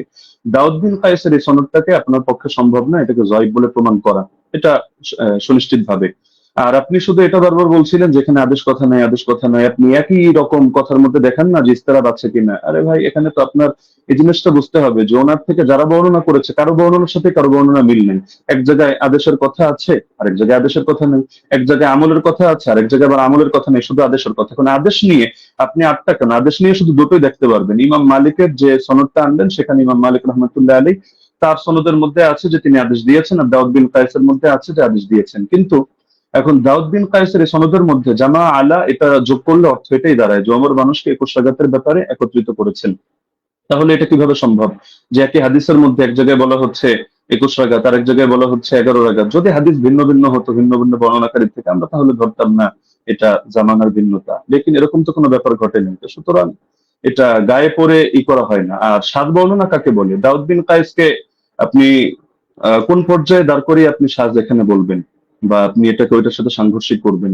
যদি এক রেওয়ায়েতের মধ্যে সংখ্যা কম পাই আর এক রেওয়ায়েতের মধ্যে সংখ্যা বেশি পাই, তাহলে সেই ক্ষেত্রে কি হুকুম আছে? এটা তো আপনার ফতোয়ার আলোকেই করতে হবে, আপনি তো মন গড়া একটা বললে হবে না। আর কিছু কথা তো আপনি বলেছেন একদম সনদ ছাড়া, যেগুলোর কোনো সনদই নেই। আপনি ইমাম মালিকের একটা ফতোয়া আনলেন, হলো তার এক শাগরেদ বলেছেন, তার শাগরেদ থেকে কি আপনি শুনেছেন না ওই কিতাবের লেখক ডাইরেক্ট শুনেছে? মাঝখানে সনদগুলো গেল কোথায়? আর আপনি মাযহাব নিয়ে কথা বলতে চাইলে মাযহাবের ব্যাপারে মূলনীতিগুলো তো আপনার জানা থাকা দরকার। ধরেন মালিকি মাযহাব নিয়ে আমি 100টা মত পেলাম, তাহলে আমি কোন মতটা চূড়ান্ত ধরবো? এখন ইমাম মালিক থেকে একটা বিশুদ্ধ মত দেখাতে পারবেন না যে ইমাম মালিক রহমতুল্লাহ আলাইহি কোথাও আত্রাজাতের মতামত দিয়েছেন। আপনি হাফিজ ইবনে হাজার আসকালানী রহমতুল্লাহ আলাইহি, আপনাদেরও পছন্দের ব্যক্তিত্ব, তার কিতাব থেকেও আপনারা দেখে নিতে পারেন, অথবা তার হাওয়ালা আমি হুবহু বাক্য বলে দিচ্ছি। তিনি লিখেছেন ইতিমাদুহুম ফিল আহকাম ওয়াল ফাতওয়া আলা মা রাওয়াহু ইবনুল কাসিম আন মালিক সাওয়াউন ওয়াফাকা মা ফিল মুওয়াত্তা আম লা। যে ফতোয়া দেওয়ার ক্ষেত্রে, বিধিবিধান বর্ণনা করার ক্ষেত্রে ইবনুল কাসিম যেটা বর্ণনা করবে ইমাম মালিক থেকে সেটাই গ্রহণযোগ্য, এবং সেটা মুয়াত্তা কিতাবের মধ্যে যা আছে তার সাথে মিলুক বা না মিলুক, এটা হলো মাযহাবের মূল ভিত্তি হিসেবে ধরা হবে। এটা তাজিলুল মানফা 4 নম্বর পৃষ্ঠার মধ্যে পেয়ে যাবেন। তো ওনার শাগরেদ ইবনুল কাসিম বলেন, ইবনে আইমান বলেন, তাদের থেকে কোথাও আপনি আত্রাগাতের দূরতম কথাও দেখাতে পারবেন না। আত্রাগাতের কথা আল্লামা আইনি যেটা এনেছেন, সৈয়দী যেটা এনেছেন, আপনি সৈয়দীটা তো আনেননি, এটা আপনার নজরে পড়ে নাই হয়তো, যে যে জায়গা থেকে কপি পেস্ট করেছেন। না হলে এর বিপরীতে আমি আপনাকে, যদি 100 চান আমি 100 হাওলা আপনাকে দিয়ে দিতে পারবো। যদি আপনিও বলেছেন যে আলাদা ডিবেটের আয়োজন করলে, তো ঠিক আছে, করতে পারেন। তো ইমাম আইনি বলেছেন, ইমাম সৈয়দী বলেছেন, বেসনদ কথাবার্তা কোথাও দলিলযোগ্য হবে না। তো মোহাম্মদ বিন ইসহাক ওখানে ফ্যাক্টর না, আর অন্য লোক ফ্যাক্টর না। আর আপনি বলছেন যে আমরা দেওবন্দিরা গায়ে পরে দাবি করি মুস্তারিদ, আর কেউ দাবি করে না, কেন? আপনি তো আহলে হাদিস ঘরানার। তো আপনাদের পিস পাবলিকেশন থেকে বই প্রকাশিত হয়েছে রাসূল সাল্লাল্লাহু আলাইহি ওয়াসাল্লামের প্র্যাকটিক্যাল নামাজ কোরআন ও সহিহ হাদিসের আলোকে। এই বইয়ের 222 নম্বর পৃষ্ঠা থেকে আমি আপনাকে শোনাচ্ছি। তার শাসন আমলে, তার মানে ওমরের কথা চলছে, 11 রাকাত এবং 21 রাকাত তারাবি সালাত আদায়ের প্রমাণ পাওয়া যায়। সাহেব রাদিয়াল্লাহু আনহু তৃতীয় ছাত্র মুহাম্মদ ইবনে ইউসুফ উপরোক্ত কথাগুলোর বর্ণনাকারী। হাদিসের মূল সূত্র অনুসারে একই রাবির একই বিষয়ে পৃথক পৃথক মত প্রকাশ করা বিশুদ্ধ হওয়ার অন্তরায়। সুতরাং 20 রাকাতের অভিন্ন মত গ্রহণ করাই যুক্তিসঙ্গত। তাহলে ইস্তিরাবের কথা, ইখতিলাফের কথা কি আমরা টানলাম নাকি আপনাদের লোকেরাও এটা টেনেছে? এটা তো আপনার স্পষ্টভাবে দেখা দরকার। আর আপনি বারবার শুধু এই প্রসঙ্গগুলো তো এখানে অপ্রাসঙ্গিক কথা টানলে হবে না, যে গোল্ডেন চেইন, গোল্ডেন চেইন। আরে গোল্ডেন চেইন নাকি এটা ডায়মন্ডের চেইন নাকি হলো এটা রূপার চেইন, সেটা তো আমাদের দরকার না। আমাদের দরকার হলো আপনার এখানে 5টা জিনিস তো এক রাখতে হবে। আপনি শুধু আমাদের কথা প্রসঙ্গে বলছেন যে সনদের মধ্যে কোনো ইনকিতা নাই, আপনারা প্রমাণ করেন। আরে সনদের মধ্যে তো ইনকিতা বাস্তবেই নাই। আপনি যে ইনকিতা আপনার চোখে দেখতে পাচ্ছেন, এটা আপনার পড়াশোনা কম থাকার কারণে হচ্ছে। না হলে আমি তো উসুলের আলোকে দেখালাম, উসুলগুলো তো আপনি খণ্ডন করতে পারেননি এবং সম্ভব না। তো যার কারণে সনদের মধ্যে তো ইনকিতা নেই, তো শুধু গায়ের জোরে বললে তো হবে না। তো হাদিসটা যারা বলেছে হাদিস সহি হওয়ার জন্য এই 5টা শর্ত, সেই ইমামরাই, এটা অন্য কোনো ইমাম না। আমি আজিব গারিব কারো নাম টানি নাই, বা আমাদের কোনো বড় হুজুরের নাম টানি নাই, তারাই এই মূলনীতিটা দাঁড় করিয়েছেন। তো সুতরাং এটাকে আপনি গায়ের জোরে অথবা চাপার জোরে বা একটা হাসি দিয়ে ফেলে দেওয়ার মতো বিষয় না। তো আবার কিছু আলোচনা টেনেছেন একেবারে অপ্রাসঙ্গিক, যেমন ওমর কাকে আদেশ দিয়েছেন। আচ্ছা, ওমর আপনাকে আদেশ দিল বা আমাকে আদেশ দিল, কাকে আদেশ দিল এটার সাথে কোন বিষয়ের সম্পর্ক? এখন রাজুলান, এই রাজুলান শব্দটা যদি এমন হয় যে পৃথিবীর কেউ কোনোদিন জানতে পারলো না যে রাজুলানটাকে উবাই বিন কাব নাকি তামিম দারি নাকি অন্য কোনো সাহাবী, এটা কি সমস্যা? আমাদের তো আলোচ্য বিষয় এটা, ওমর রাদিয়াল্লাহু আনহু তিনি কত রাকাতের আদেশ করেছেন, 8 নাকি 20? 8 এর পক্ষে আপনি যে দলিল দিয়েছেন সেই দলিলটা মুস্তারিব একটা রিওয়ায়াত, যে রিওয়ায়াতটা গ্রহণযোগ্য না। আপনাদের কিতাবের মধ্যেই লেখা আছে যে না, এই রিওয়ায়াতটা দলিলযোগ্য হয় না। তো সুতরাং এটা তো আমাদের এখানে টেনে লাভ নেই। তার মধ্যে আরো কিছু আলোচনা টেনেছেন একেবারে প্রাসঙ্গিক, যে এমন জিনিস দেখান, এমন জিনিস দেখান, অমুকের আগে কে করেছে, তমুকের আগে কে করেছে, মাদানী রাওয়ি, সিলসিলাতুল জাহাবিয়া, গোল্ডেন চেইন ইত্যাদি। এগুলো দেখানো না দেখানো তো মূল বিষয় না। আপনি অপ্রাসঙ্গিক প্রশ্ন আমিও চাইলে আপনাকে 100টা করতে পারি, কিন্তু আমি পূর্বের অংশগুলোতে একটা অপ্রাসঙ্গিক কথা বলিনি। অতি অল্প সময়ের মধ্যে শুধু আপনাকে আমি মূলনীতিগুলো বলেছি, লেকিন আপনি যেহেতু আগে একটা ফরম্যাট সাজিয়ে এনেছেন, তো যার কারণে মূলনীতিগুলো আপনি করেননি। এই যে আবু জাফরকে নিয়ে আপনি মাঝখান থেকে কথা প্রসঙ্গে টেনেছেন, যদি আমি এগুলো মূল দলিল দেইনি। আরো মজার বিষয় হলো আপনি এমন কিছু খণ্ডন করে দিয়েছেন যেটা আমি বলিই নাই। আবার আমি যেটা বলেছি এমন অধিকাংশ পয়েন্ট দিয়েছেন বাদ দিয়ে কয়েকটা রিওয়ায়াত বললেন যে আপনি এটা বলেছেন, আমি হতাশ, অথচ এটার জবাব এটা, অথচ সেটা আমি বলিনি। তো মাঝখানে আবু জাফরকে টেনে এনেও আপনি দাঁড় করিয়ে দিলেন যে আবু জাফর এটা সর্বসম্মতিক্রমে যায়িফ, কিছু কারণও টানলেন, অথচ আবু জাফর মুখতালাফ ফিহি যায়িফ না। যদিও এটা মূল আলোচনা, প্রাসঙ্গিক ভাবে বলছি, মুখতালাফ ফিহি যায়িফ না। তাকে নিয়ে ইখতিলাফ হওয়া ভিন্ন জিনিস, আর চূড়ান্ত ভাবে যায়িফ হিসেবে স্বীকৃত হওয়া ভিন্ন জিনিস। আপনি যে মত টানলেন এই মতের মধ্যেও তো আপনি মিস্টেক করেছেন। দেখা যাচ্ছে আলবানী রাহিমাহুল্লাহ এক্ষেত্রে এই কাজটা করেছেন, সদুকুন এই শব্দটা বাদ দিয়ে পরবর্তী যে কথাটা তিনি ভুল করেন ইত্যাদি, তার মধ্যে সমস্যা, ওই কথাটা টেনেছেন। তো সদুকুন হুকুমটা বাদ দিয়ে দিয়েছেন। অথচ আবু জাফরকে নিয়ে যদি দেখেন, ইয়াহয়া ইবনে মাইন সিকা বলেছেন, ইবনু আবি মারিয়াম বলেছেন তার হাদিস লেখা যাবে, সমস্যা নেই। ইবনুল মাদিনী বলেছেন সে আমাদের দৃষ্টিতে সিকা, ইবনু আম্মার মাউসিলি বলেছেন সিকা, আবু হাতিম বলেছেন সিকা, সাদুক, সালিহুল হাদিস, জাকারিয়া সাজি বলেছেন সাদুকুন লাইসা বিমুতকিনিন। ইবনু আদি বলেছেন লাহু আহাদিসু সালিহা ওয়াকাদ রাওয়া আনহু الناس واحاديثها عامتها مستقيمه وارجو انه لا باس به। ইবনু সাদ বলেছেন কানা সিকা, হাকিম বলেছেন সিকা, ইবনু আব্দুল বার বলেছেন হুয়া ইনদাহুম সিকা আলিমুন বিতাফসিরিল কোরআন। এগুলো আরো দেখতে পারেন আপনি তাহযিবুত তাহযিব 10 নম্বর খণ্ড 62 নম্বর পৃষ্ঠা। তো আবার তার থেকে কি কি দুর্বল বর্ণনা, এগুলো আলাদা লিস্ট আপনি পাবেন হাফিজ ইবনে আদির কিতাবের মধ্যে আল কামিল, যেটা 5 নম্বর খণ্ড 255 পৃষ্ঠা। সেখানে দেখবেন এই তারাবি সংক্রান্ত রিওয়ায়াতটা তিনি টানেননি।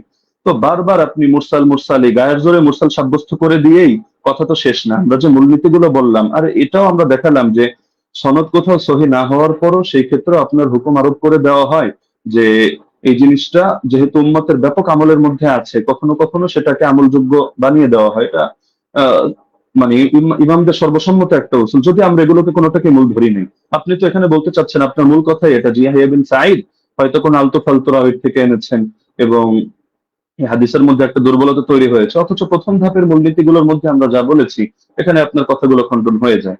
পাশাপাশি সেই জামানার আমলগুলোকে আপনি যেভাবে উড়িয়ে দিচ্ছেন যে যার যেভাবে মনে হচ্ছে আমল করেছে, লেকিন এই জায়গায় ওমর রাদিয়াল্লাহু আনহু আদেশ হয়তো ছিল না। আপনি খেলাফতের জামানা দেখেন নাই, নরেন্দ্র মোদীর জামানা দেখেছেন, এই হিসাবে আপনার এমন মনে হতে পারে যেখানে সাহাবীরা বলছেন যে সাহাবীরা আমল করতেন কানু ইয়াকুমুন অথবা কুন্না নাকুমু, আমরা আমল করতাম।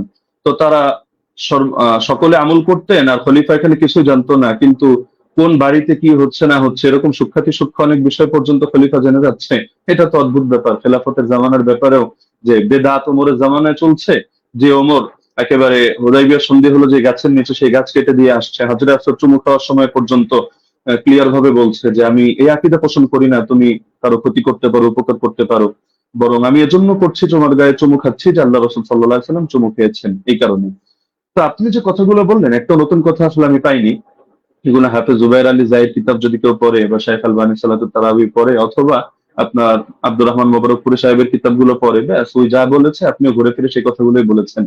বাকি মজার একটা বিষয় হলো আমি এমন অনেক উসুল টেনেছি যেটা হয়তো আপনার কমন পড়ে নাই, তো যার কারণে আপনি এই জিনিসগুলোকে পুরো স্কিপ করে চলে যাচ্ছেন। তাই ছিল মুস্তালাহিল হাদিস। আর এই পৃথিবীর ইতিহাসে হাদিসের ইসতিলাহ নিয়ে কি এই কিতাবটা এই মাত্র কয়দিন আগে লেখা হলো, এর আগে ১,৫০০ বছরে হাদিসের ইসতিলাহের উপরে কোনো কিতাব লেখা হয়নি। আপনি মুরসালের সংজ্ঞা দেখাচ্ছেন যে মুনকাতি হাদিস কারো মতে গ্রহণযোগ্য না। আচ্ছা কোন পর্যায়ে মুনকাতি গ্রহণযোগ্য না? খালি শিরোনাম দিয়ে হুকুম লাগিয়ে দিলেই হয়? তাহলে তো ঈমান ভঙ্গের কারণ যে 10টা শেখ মোহাম্মদ বিন আব্দুল ওয়াহাব নজদি রাহিমাহুল্লাহ থেকে বর্ণিত আছে, এগুলো শিখে সবাই খারিজি হবে এভাবে যে যে জাদু করে ব্যাস সেই কাফের হয়ে গিয়েছে, যে কাফেরদেরকে মুসলমানদের বিরুদ্ধে সাহায্য করে, কোনো শর্ত নাই, কোনো হদ নাই, কোনো কয়েদ নাই, ভালোভাবে কাফের হয়ে গিয়েছে। তো এভাবে শিরোনাম দেখলে তো মুশকিল। এগুলোর ব্যাখ্যা তো ইমামদের থেকেই নিতে হবে, বক্তব্য যাদের থেকে নিবেন আপনার বক্তব্যের ব্যাখ্যাও তো তাদের থেকে নিতে হবে। আর আপনি বললেন যে আমি কথা প্রসঙ্গে মেনে নিয়েছি যে ওমর রাদিয়াল্লাহু তাআলা আনহু তিনি শুরুতে 11 রাকাতের আদেশ দিয়েছিলেন। এটাও তো আমি আমার বাক্যগুলোকে খেয়াল করেন না, নাকি বোঝেন না আমি ধরতে পারি না, নাকি আপনি পয়েন্টগুলো নোট মানে লিখে না রাখার কারণে এমন ঝামেলা হচ্ছে সেটাও বুঝতে পারি না। যে দেখা যাচ্ছে যে এটা তো আমি বলেছি তর্কের ক্ষেত্রে যদি মানে অনেক কথা আমি দুই ভাবে জবাব দিয়েছি, জবাবে ইলজামি, জবাবে তাসলিমি, ইলমি উসুলের আলোকে। তো দুই ভাবে জবাব দেওয়ার কারণে আপনি আগের পরের কথা বাদ দিয়ে মাঝখান থেকে একটা অংশ টান দিলে তো হবে না। আর কোন মুনকাতি, কোন মুরসাল, কোন ক্ষেত্রে কি হুকুমে যাবে এটা তো আপনাকে শাস্ত্রীয় আলোকে বুঝতে হবে। আপনি যে কোনো জিনিস শুধু একটা ব্যাস গোল্ডেন চেইন, মাদানী রাউি অথবা বুখারী মুসলিমের শর্তে উন্নীত ইত্যাদি ইত্যাদি একটা বলে দিলেন ব্যাস হয়ে গেল। বিষয়টা এমন না। যেহেতু আলোচনা আমাদের শাস্ত্রীয় বিষয়, এটা কোনো মাযহাবী তাকলিদি বিষয় না যে মুখোমুখি রেফারেন্সে আমাদের কথা বলতে হবে। ইবনে উসাইমিনের হাওয়ালায় আপনি বললেন যে আমি কয়েকটা কথা টেনেছি, ওইখানে আমি ইবনে উসাইমিনের হাওয়ালায় টানি না, শেখ সালেহ আল মুনাজ্জিদের হাওয়ালায় টেনেছি। এটা আবেগে আপনি কয়েকবার এটা উচ্চারণ করেছেন। আর এখানে আমি তার ফতোয়া দেখাইনি, আমি এখানে ফতোয়া উল্লেখ করার জন্য বসিও নেই আপনার সামনে। এখানে আমি দেখিয়েছি যে তারা সকলে বিআমরিহি, অর্থাৎ এটা যে ওমরের আদেশে হয়েছে এই বিষয়টা তারা অস্বীকার করে নিয়েছেন। তো সুতরাং মানে যে জিনিসগুলো আপনার স্পষ্ট, তো সেই জিনিসগুলোকে গায়ের জোরে তো আপনি প্রমাণ করে নিতে পারবেন না যে না এই জিনিসটা এই প্রশ্ন আমি আপনাকে ছুড়ে দিলাম, এটার জবাব দেন, ওটার জবাব দেন, ওটার জবাব দেন, না দিলে বেশ তাহলে সাব্যস্ত হলো আমার কথাই সহি। বিষয়টা তো এমন না, শাস্ত্রীয় মূলনীতি। আপনি এই আলোচনা শেষ হওয়ার পর ঠান্ডা মাথায় বসেন, আমি নতুন কোনো কথা আপনাকে ছুড়ে দিচ্ছি না, যেহেতু আপনি খণ্ডন করার সময় পাবেন না, এটা আসলে আদবের দাবি না। ছুড়লে আমি ছুটতে পারি, আপনি ভবিষ্যৎবাণী করে দিয়েছেন যে এমন কৌশল হয়তো আপনি করবেন, আমরাও বুঝি না, এত বোঝার দরকার নেই। আহ আমার ব্যাপারে খারাপ ধারণা আপনি অযৌক্তিক ভাবে রাখারও কোনো কারণ নেই। আর আমি তো আপনার মতো পুরোনো ডিবেটারও না যে এখানে ডিবেটের কৌশল খাটিয়ে আমি আপনাকে পরাজিত বা অপমানিত বা লাঞ্ছিত করতে চাবো না। আপনি আমার দিনী ভাই, মহাব্বতের ভাই। আপনি কাফের মুশরিকদের বিরুদ্ধে যে কাজ করেন আমি এগুলোকে শ্রদ্ধা করি এবং উৎসাহ দিই, দোয়াও করি। আগামীতেও আমি আশা রাখি আপনি কাজগুলো কন্টিনিউ করবেন। তো সুতরাং আপনার সাথে আমার কোনো দ্বন্দ্ব নেই, কোনো ভিন্ন কিছুও নেই। আল ওয়ালা আল বারা, এই আকীদাই তো আমরা ইসলাম থেকে লালন করি। তো সুতরাং অপ্রাসঙ্গিক কথা না টেনে আপনি মূলনীতির আলোকে বিষয়গুলো বোঝেন। প্রয়োজনে আপনি এই ভিডিওটা এটা শেষ হওয়ার পরও লাইভ স্ট্রিমিং আপনি ঠান্ডা মতো 10 বার শোনেন, 20 বার শোনেন, প্রয়োজনে মুজাকারা করেন। কোন ভুল যদি আপনার কাছে মনে হয় আপনি স্বীকার করে নেন, সমস্যা নেই। আর যদি মনে হয় না ভুল না আপনারটা সঠিক, ঠিক আছে, আপনি স্থির থাকেন। বাকি সারা দেশ তো দেখছে, তারা বিষয়গুলো সঠিকভাবে বিবেচনা করবে। আমরা তো এখানে কোনো বিচারক নির্ধারণ করে বসিনি। তো যার কারণে পুরো দেশ এটা কমন সেন্স দিয়ে বিবেচনা করবে। জাযাকাল্লাহ। আমি সেকেন্ড সময় অতিরিক্ত নিচ্ছি না। জি, মুফতি আলী ওসামা, আপনি চাইলে 2 মিনিট ইউজ ব্যবহার করতে পারতেন, বাদবাকি আপনি না, করেননি। ব্রাদার রাহুল বলেন। যে আমাদের খণ্ডন যে 2টি পর্ব ছিল, 2টি শেষ হয়েছে। এখন আপনারা শুধু 5 মিনিট করে সময় পাবেন। এটা হচ্ছে রিভিউ পর্ব, অনুসংখ্য পর্ব।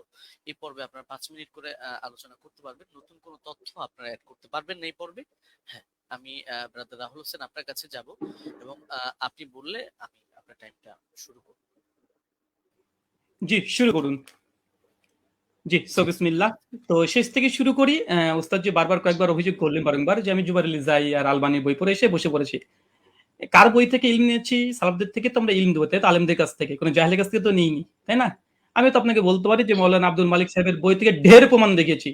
তো তার কাছ থেকে জ্ঞান নিয়েছি, আপনার কাছ থেকে আমি জ্ঞান নিই। বিভিন্ন জায়গা থেকে জ্ঞান নিই। আমি জ্ঞান আমার উপরে এলহাম আসবে না, এটা অন্তত আপনি মানেন যে আমার প্রতি এলহাম আসবে না। আলেম ওলামাদের বই পড়েই আমাদের এখানে আসছে, এসে আলোচনা করা। তো এখানে এত এতরাজ করার অভিযোগ মানে কি আমি বুঝলাম না। 2 নম্বর, তিনি বললেন যে আমি নাকি এমন কিছু অভিযোগের জবাব দিয়েছি, যেহেতু আগে থেকে স্লাইড তৈরি করে রেখেছি, এই জন্য নাকি আমি তাল খয়ে ফেলেছি। আমি অবাক হয়েছি, যে ভাবলাম যে ওস্তাদ জি হয়তো অনেক কিছু মানে একদম ইলমে হাদিসের অনেক কিছু নিয়ে আসবে। এসে আমি অবাক হয়েছি, না কিছুই নিয়ে আসেনি। একটা মুত্তাসিল সনদই পেশ করতে পারেনি। তার জন্য আমি অনেক কিছু ভেবে অনেক কিছু রেডি করে গেছি। দুর্ভাগ্য যে আমি যা রেডি করেছি তার 30% দলিল দিতে পারিনি। আমি একদম নিশ্চিত, আমি যদি আজকে ওসামা যে উস্তাদজির মানে মানে ওসামার জায়গাতে থাকতাম, উস্তাদজির পক্ষে থাকতাম, তাহলে আমি এর চেয়ে ঢের দলিল দেখাতে পারতাম। ঢের দলিল দেখাতে পারতাম। আমার কাছে 20 টাকার পক্ষে আরো অনেক দলিল ছিল, অনেক দলিল, কিন্তু উস্তাদজি দিতে পারেনি, না দেয়নি, না কি আমি বুঝলাম না। তো যাই হোক, সেটা একটা আলাদা বিষয়। এখানে লাস্টে তিনি ঘুরে দিলেন যে এটা ইনকেতা। ইনকেতা কেমন ইনকেতা? জি, আপনার চেয়ে তো অনেক বড় বড় উস্তাদজিরাই তো আমাকে শিখিয়ে দিয়েছে এটা ইনকেতা। যেমন দলিল নামাজে মাসাল বই তো দেখালাম, তিনি ইনকেতা স্বীকার করে নিয়েছেন, মুরসাল স্বীকার করে নিয়েছেন। জাফর আহমদ উসমানী বলছে মুরসাল, ইনকেতা আছে, বিচ্ছিন্নতা আছে। আমি আপনাকে পরিষ্কার চ্যালেঞ্জ করেছি, জবাব আপনি এখন পর্যন্ত দিচ্ছেন না। যে হাদিস সহিহ হওয়ার জন্য 5টা শর্ত। প্রথম শর্ত, হাদিস মুত্তাসিল হতে হবে। হাদিস কি মুত্তাসিল? মুত্তাসিল না, বিচ্ছিন্ন ঘটেছে। ওলামারা স্বীকার করে নিয়েছে। আজ যদি আপনি অস্বীকার করতে চান, জনসাধারণ দেখছে, জনসাধারণ দেখছে, এমন খেয়ানত অন্তত করাটা উচিত নয়। যেখানে আমাদের মৌলানা আব্দুল মালিক, আব্দুল মতিন সাহেব স্বীকার করে নিয়েছে ইনকেতা ঘটেছে, আর আপনি এসে বলছেন যে ইনকেতা ঘটেনি। ইনকেতা ঘটেছে, তারা মূর্খ। এখন মৌলানা আব্দুল মালিক মতিনকে যদি মূর্খ বলতে চাই, বলতে পারবে, তবে আমি বলতে চাই না।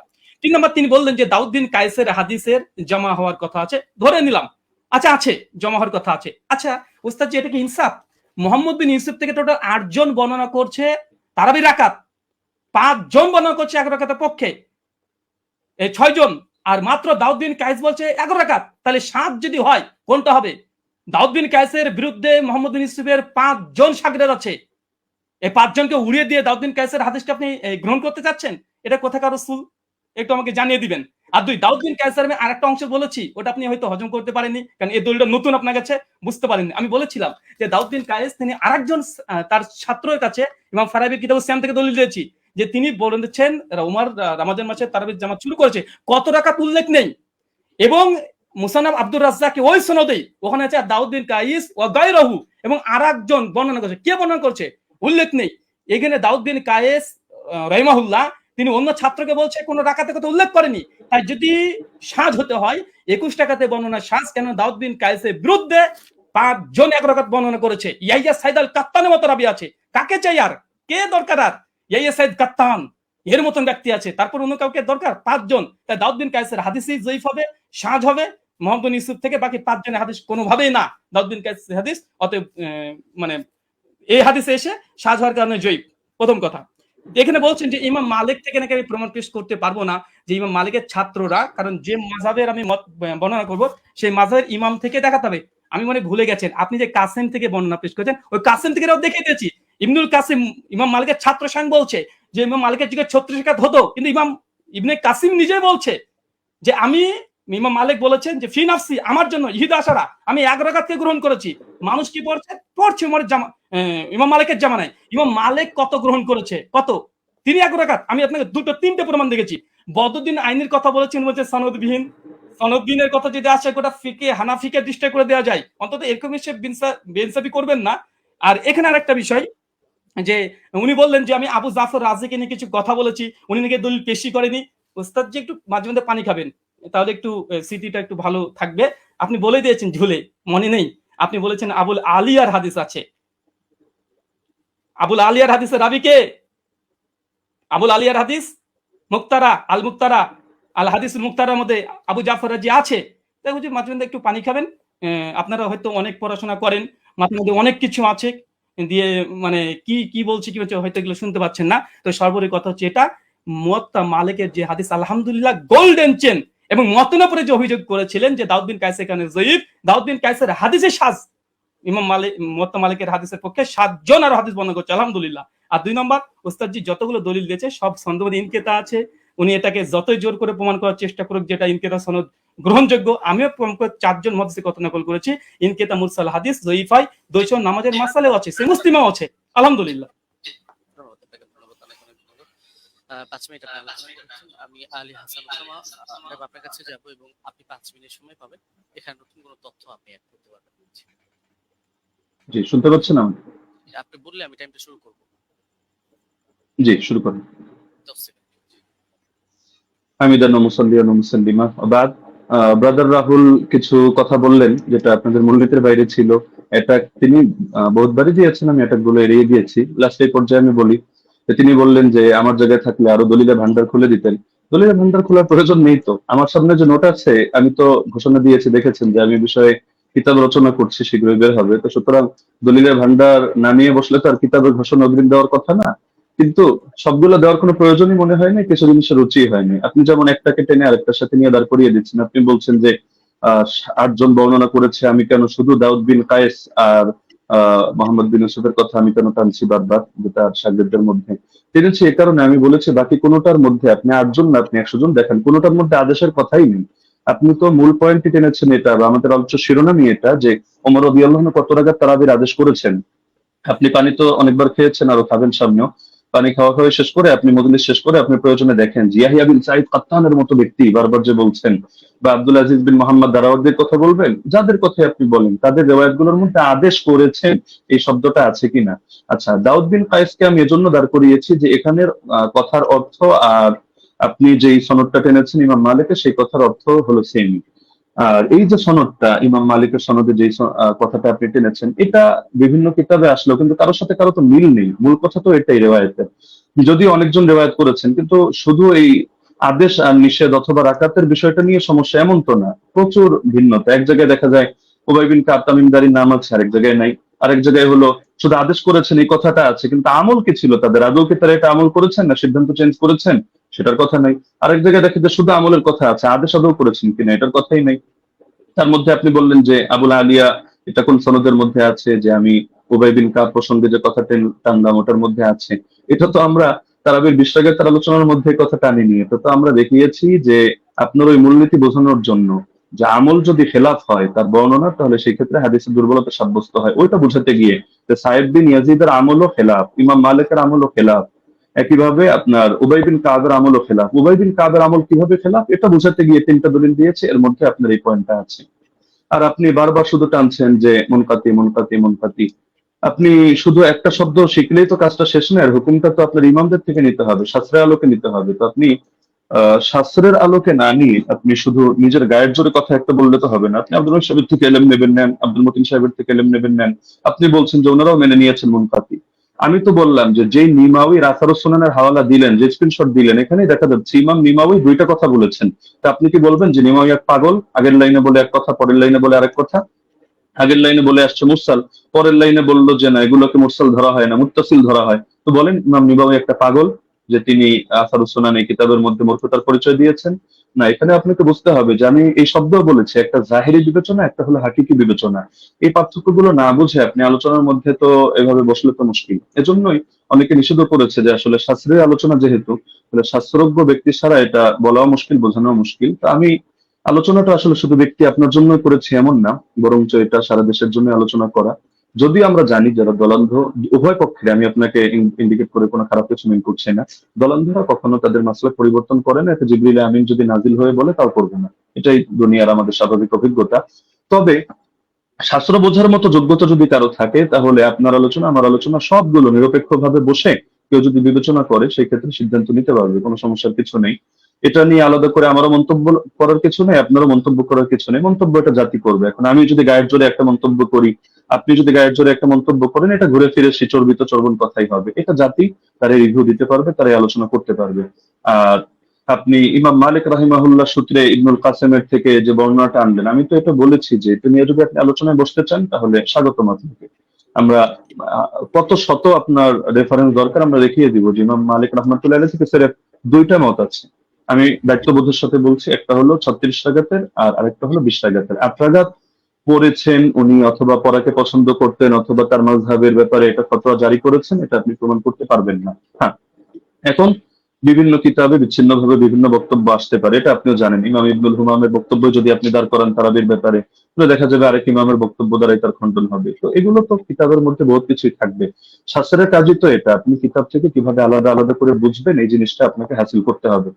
আর আপনি যে কথাটা বললেন মুরসালের হুকুমটা সহিহ মুসলিম থেকে, যেহেতু সময় প্রায় শেষ আমি এটা বলার সুযোগ নেই, আমি আপনাকে রেফারেন্সটা দিয়ে দিচ্ছি। শারহ ইলাল তিরমিজি 1 নম্বর খণ্ড 543 পৃষ্ঠা থেকে আপনি এটা দেখে নেবেন যে আসলে এই মুরসালকে ঢালাওভাবে অগ্রহণযোগ্য কিনা। না, অগ্রহণযোগ্য না, এই কথাটা একটা বেদাতি কথা। তো এটা কিভাবে কি আমি আর সময় নিচ্ছি না, আপনি দেখে নিয়েন শারহ ইলাল তিরমিজি থেকে। জাযাকুমুল্লাহ, উহিব্বুকা ফিল্লাহ। আসসালামু আলাইকুম ওয়া রাহমাতুল্লাহ। জি, আপনাদের দুজনকে অনেক অনেক ধন্যবাদ, এবং ব্রাদার রাহুল হোসেন এবং শেখ মুফতি আলী হাসান ওসামা। আমাদের এই প্রোগ্রামটা খুবই চ্যালেঞ্জিং ছিল। আলহামদুলিল্লাহ আমরা চেষ্টা করেছি প্রোগ্রামটি নিরপেক্ষভাবে পর্যালোচনা করার জন্য, পরিচালনা করার জন্য, এবং এই প্রোগ্রামটি আপনারা আমাকে সহযোগিতা করেছেন। দুজনেই খুব সুন্দর আলোচনা করেছেন, এবং যারা এই আলোচনা শুনেছেন আমি বলবো যে আপনারা নিজেদের মধ্যে ফাসাদ না করে আপনারা অবশ্যই দলিল গুলোকে বিবেচনা করে আপনারা সেই অনুযায়ী আমল করবেন।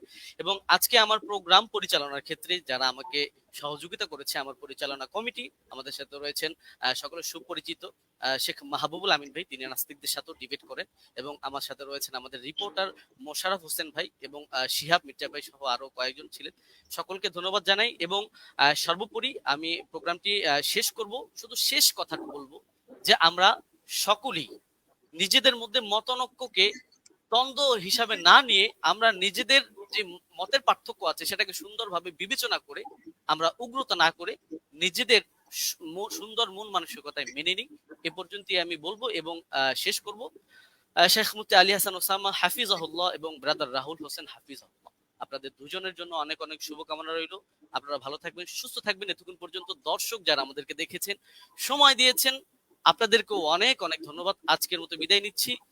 আসসালামু আলাইকুম ওয়া রাহমাতুল্লাহি ওয়া বারাকাতুহু। ওয়ালাইকুম আসসালাম।